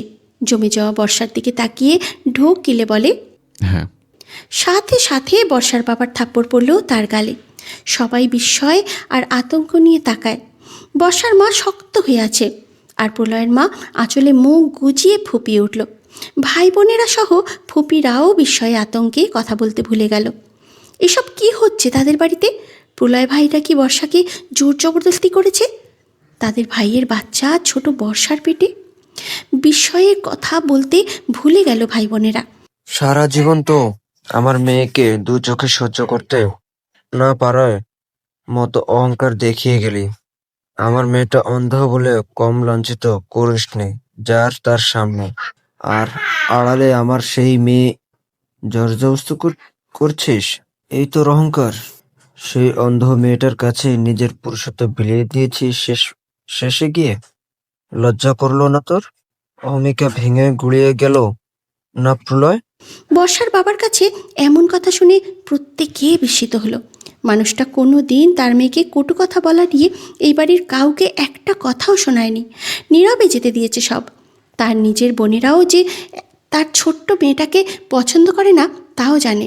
তাও কোনো দিন এই নিয়ে কোনো রকম মন খারাপে প্রকাশ করেনি। সবাই তো বর্ষার বাবা মায়েরও যে কষ্ট লাগতে পারে নিজের মেয়ের প্রতি বাড়ির মানুষদের অবহেলায়, এই কথা ভুলেই বসেছিল। বর্ষার ফুপি একটু নিজেদের বিষয়েও আন্দাজ করতে পারলেন। ভাইজান নিশ্চয়ই তাদের প্রতিটা ব্যবহারও প্রলয়ের ব্যবহারের মতন খেয়াল করেছে। চাচু, কোনো কথা বলবে না। কোনো দিন একটা টু শব্দ করিনি আমার মেয়েটার প্রতি বা তার ব্যবহারের বিরুদ্ধে। নীরবে কাটিয়ে গেছি। আরে আমরা তো থাকিও না এই বাড়ি। বছরে 6 মাসে একবার দুবার আসি, তাও তোদের বর্ষাকে নিয়ে হাজারটা সমস্যা। ওকে খুব অপছন্দ করিস মানলাম, তাই বলে এভাবে শেষ করে দিলি আমার মেয়েটার জীবন। আজ আমার একটা ছেলে থাকলে সে যদি তোর বোন প্রিয়তার সাথে এমন কিছু করতো, মানতে পারতি? নাকি আমার মেয়েটা চোখে দেখে না বলে মানুষ মনে হয় না তোর? সকলে মাথা নিচু করে দাঁড়িয়ে আছে। এই পরিবারে বাকিদের চেয়ে বর্ষার বাবা মা আর বর্ষা সব সময় কম গুরুত্ব পেয়েছে ছেলে নেই বলে। যে একটা মেয়ে আছে তাকেও খুঁতে ভরপুর মনে করে নানানভাবে হেয় করে। সবার থেকে দূরে থাকার সর্বোচ্চ চেষ্টা করেছে। তাদের জীবন আর নিজেদের জীবন থেকে দূরে রেখেছে। স্ত্রী সন্তান সহ নিয়ে অন্য বাড়িতে উঠেছে। মাঝে মাঝেই আসে, তাই নিয়ে এত সমস্যা এদের। আর এখন এই মেয়েটাকে বরবাদ করে দিয়েছে। তার সামনে তার মেয়েকে কতটা কটু কথা শোনালো তার বোনেরা। কই, এখন তো পরিষ্কার জানে যে প্রলয় জবরদস্তি করেছে তার মেয়ের সাথে। এখন কেন কিছু বলছে না? আর কত মেনে নেবে একটা মানুষ? প্রলয়ের বাবা মা আর ফুপিদের মাথা নিচু হয়ে আছে। ভাই বোনেরাও পরিস্থিতি বুঝে আতঙ্কিত। বর্ষার বাবা এবার সবার দিকে তাকিয়ে বর্ষার খালা খালুর উদ্দেশ্যে বলে, আমার মেয়ের জীবনে এমন একটা কালো অধ্যায় রচিত হয়ে আছে, জানলে কখনো আপনাদের ছেলের সাথে বিয়ে দেওয়ার কথা তুলতাম না। যদিও এবারও আমি তুলেছি এমন না, কিন্তু তাও আমাদের দোষ। আমাদের এমন অসম্মানের আপনাদের এমন অসম্মানের জন্য আমি ভাবে ক্ষমার প্রাপ্তি। অনাকাঙ্ক্ষিত যা হয়েছে সেসবের জন্য ক্ষমা করে দিবেন পারলে। আর এঙ্গেজমেন্টের বিষয়টাও এখানে শেষ করা উচিত আমার মনে হয়। তারপরে বৃদ্ধা মায়ের দিকে তাকিয়ে বলে, মা, আমি আজ বর্ষা আর ওর মাকে নিয়ে যাচ্ছি। এটাই হয়তো এই বাড়িতে আমাদের শেষ দিন। আর কখনো এই বাড়িতে পা রাখা হবে কিনা বলতে পারছি না। তোমার নাতি নাতনি আর সন্তানদের কোনোভাবে আমি আমার মেয়ে আর মেয়ের মা আঘাত করেছি মনে হলে আমাদের মাফ করে দিও। আমি ক্ষমা প্রার্থী। আর এই বাড়িতে আমার সব হক পাওনা আমি ছেড়ে দিয়ে গেলাম আজ। আমার তো কোনো ছেলে নেই, দরকারও পড়বে না এসবের। মেয়ের জন্য নিজে যা অর্জন করেছি তাতেই হয়ে যাবে। কখনো ছোট ছেলেকে মনে পড়লে রাফিকে বলো যেন ও বাড়িতে নিয়ে যায়। চাইলে দেখে আসতে পারো আমাদের। সকলে চমকিত নয়নে তাকায়। কি বলছে এই ছেলে? বর্ষার দাদি আহাজারি করে ওঠে। বর্ষার মা বর্ষাকে নিয়ে উঠবে, তার আগে মা মেয়ের নিজেদের সামনে কাউকে হাঁটু গেড়ে বসতে অনুভব করলো। বর্ষার মা দেখল প্রলয়, সে হাঁটু গেড়ে বসে বর্ষার মায়ের হাত ধরে। চাচুমণি, অনেক অন্যায় করেছে তোমার মেয়ের প্রতি। অশান্তি কেন যেন বিরক্তি চলে আসতো। এর কারণ নিশ্চয় জানি না। তোমার মেয়েকে কষ্ট দিতাম বলে তোমারও কষ্ট হতো, তাই না? ওই দিনগুলোর জন্য ভেরি ভেরি সরি চাচুমণি, ক্ষমা করে দাও প্লিজ।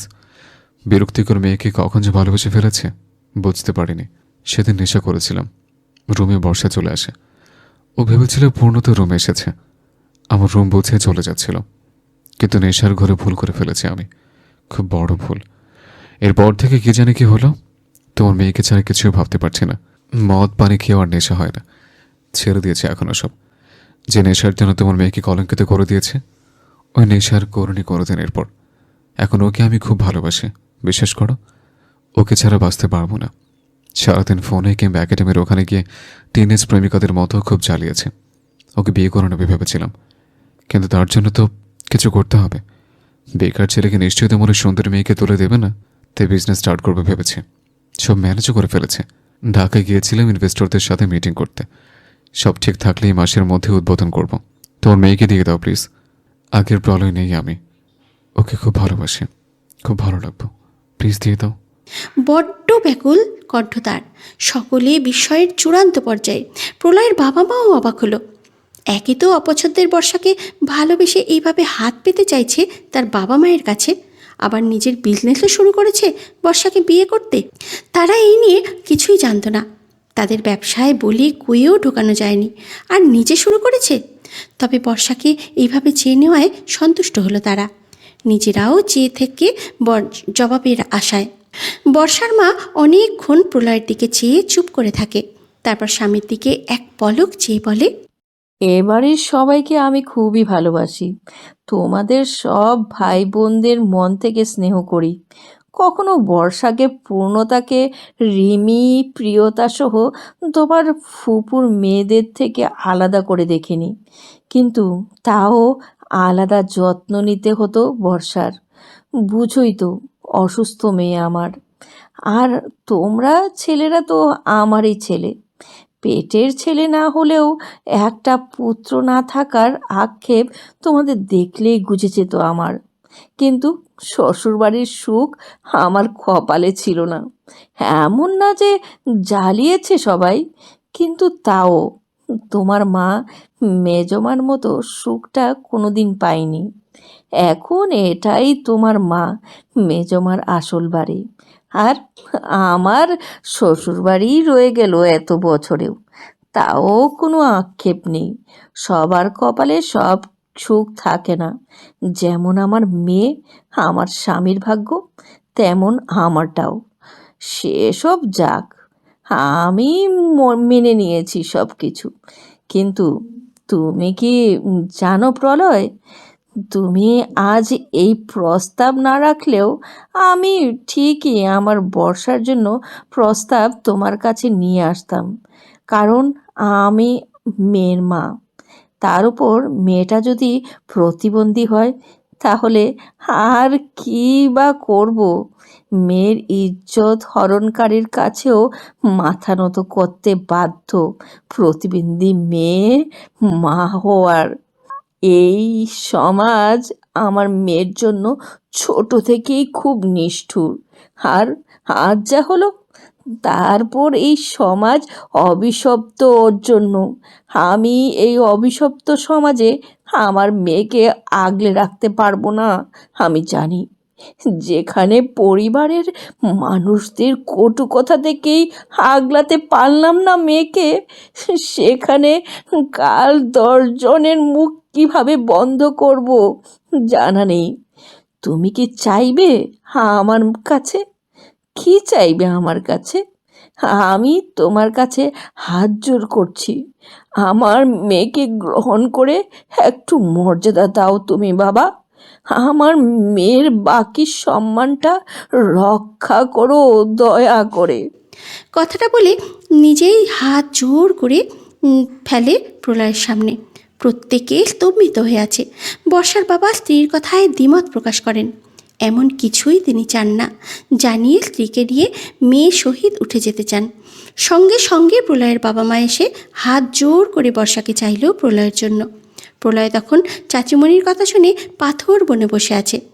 এতটা অবহেলিত ভেবে নিয়েছে নিজেদের বর্ষা আর তার বাবা মা, তা কখনো ভাবেনি এই বাড়ির কেউ। আজ বিস্মিত হলোই বটে। দাদিসহ প্রত্যেকে বর্ষার বাবাকে বোঝাতে ব্যস্ত। এর মধ্যে বর্ষা অজ্ঞান হয়ে পড়ে যেতে চায়। প্রলয় তা দেখে সাথে সাথে ওকে আগলে নেয়, বুকে নিয়ে গালে হাত দিয়ে ডাকলো, কিন্তু বর্ষাও জবাব দেয় না। প্রত্যেকে ওকে অজ্ঞান হয়ে পড়তে দেখে আতঙ্কিত হয়ে পড়ে। নিশান অনেক আগেই বের হয়ে গেছে এই বাড়ি থেকে।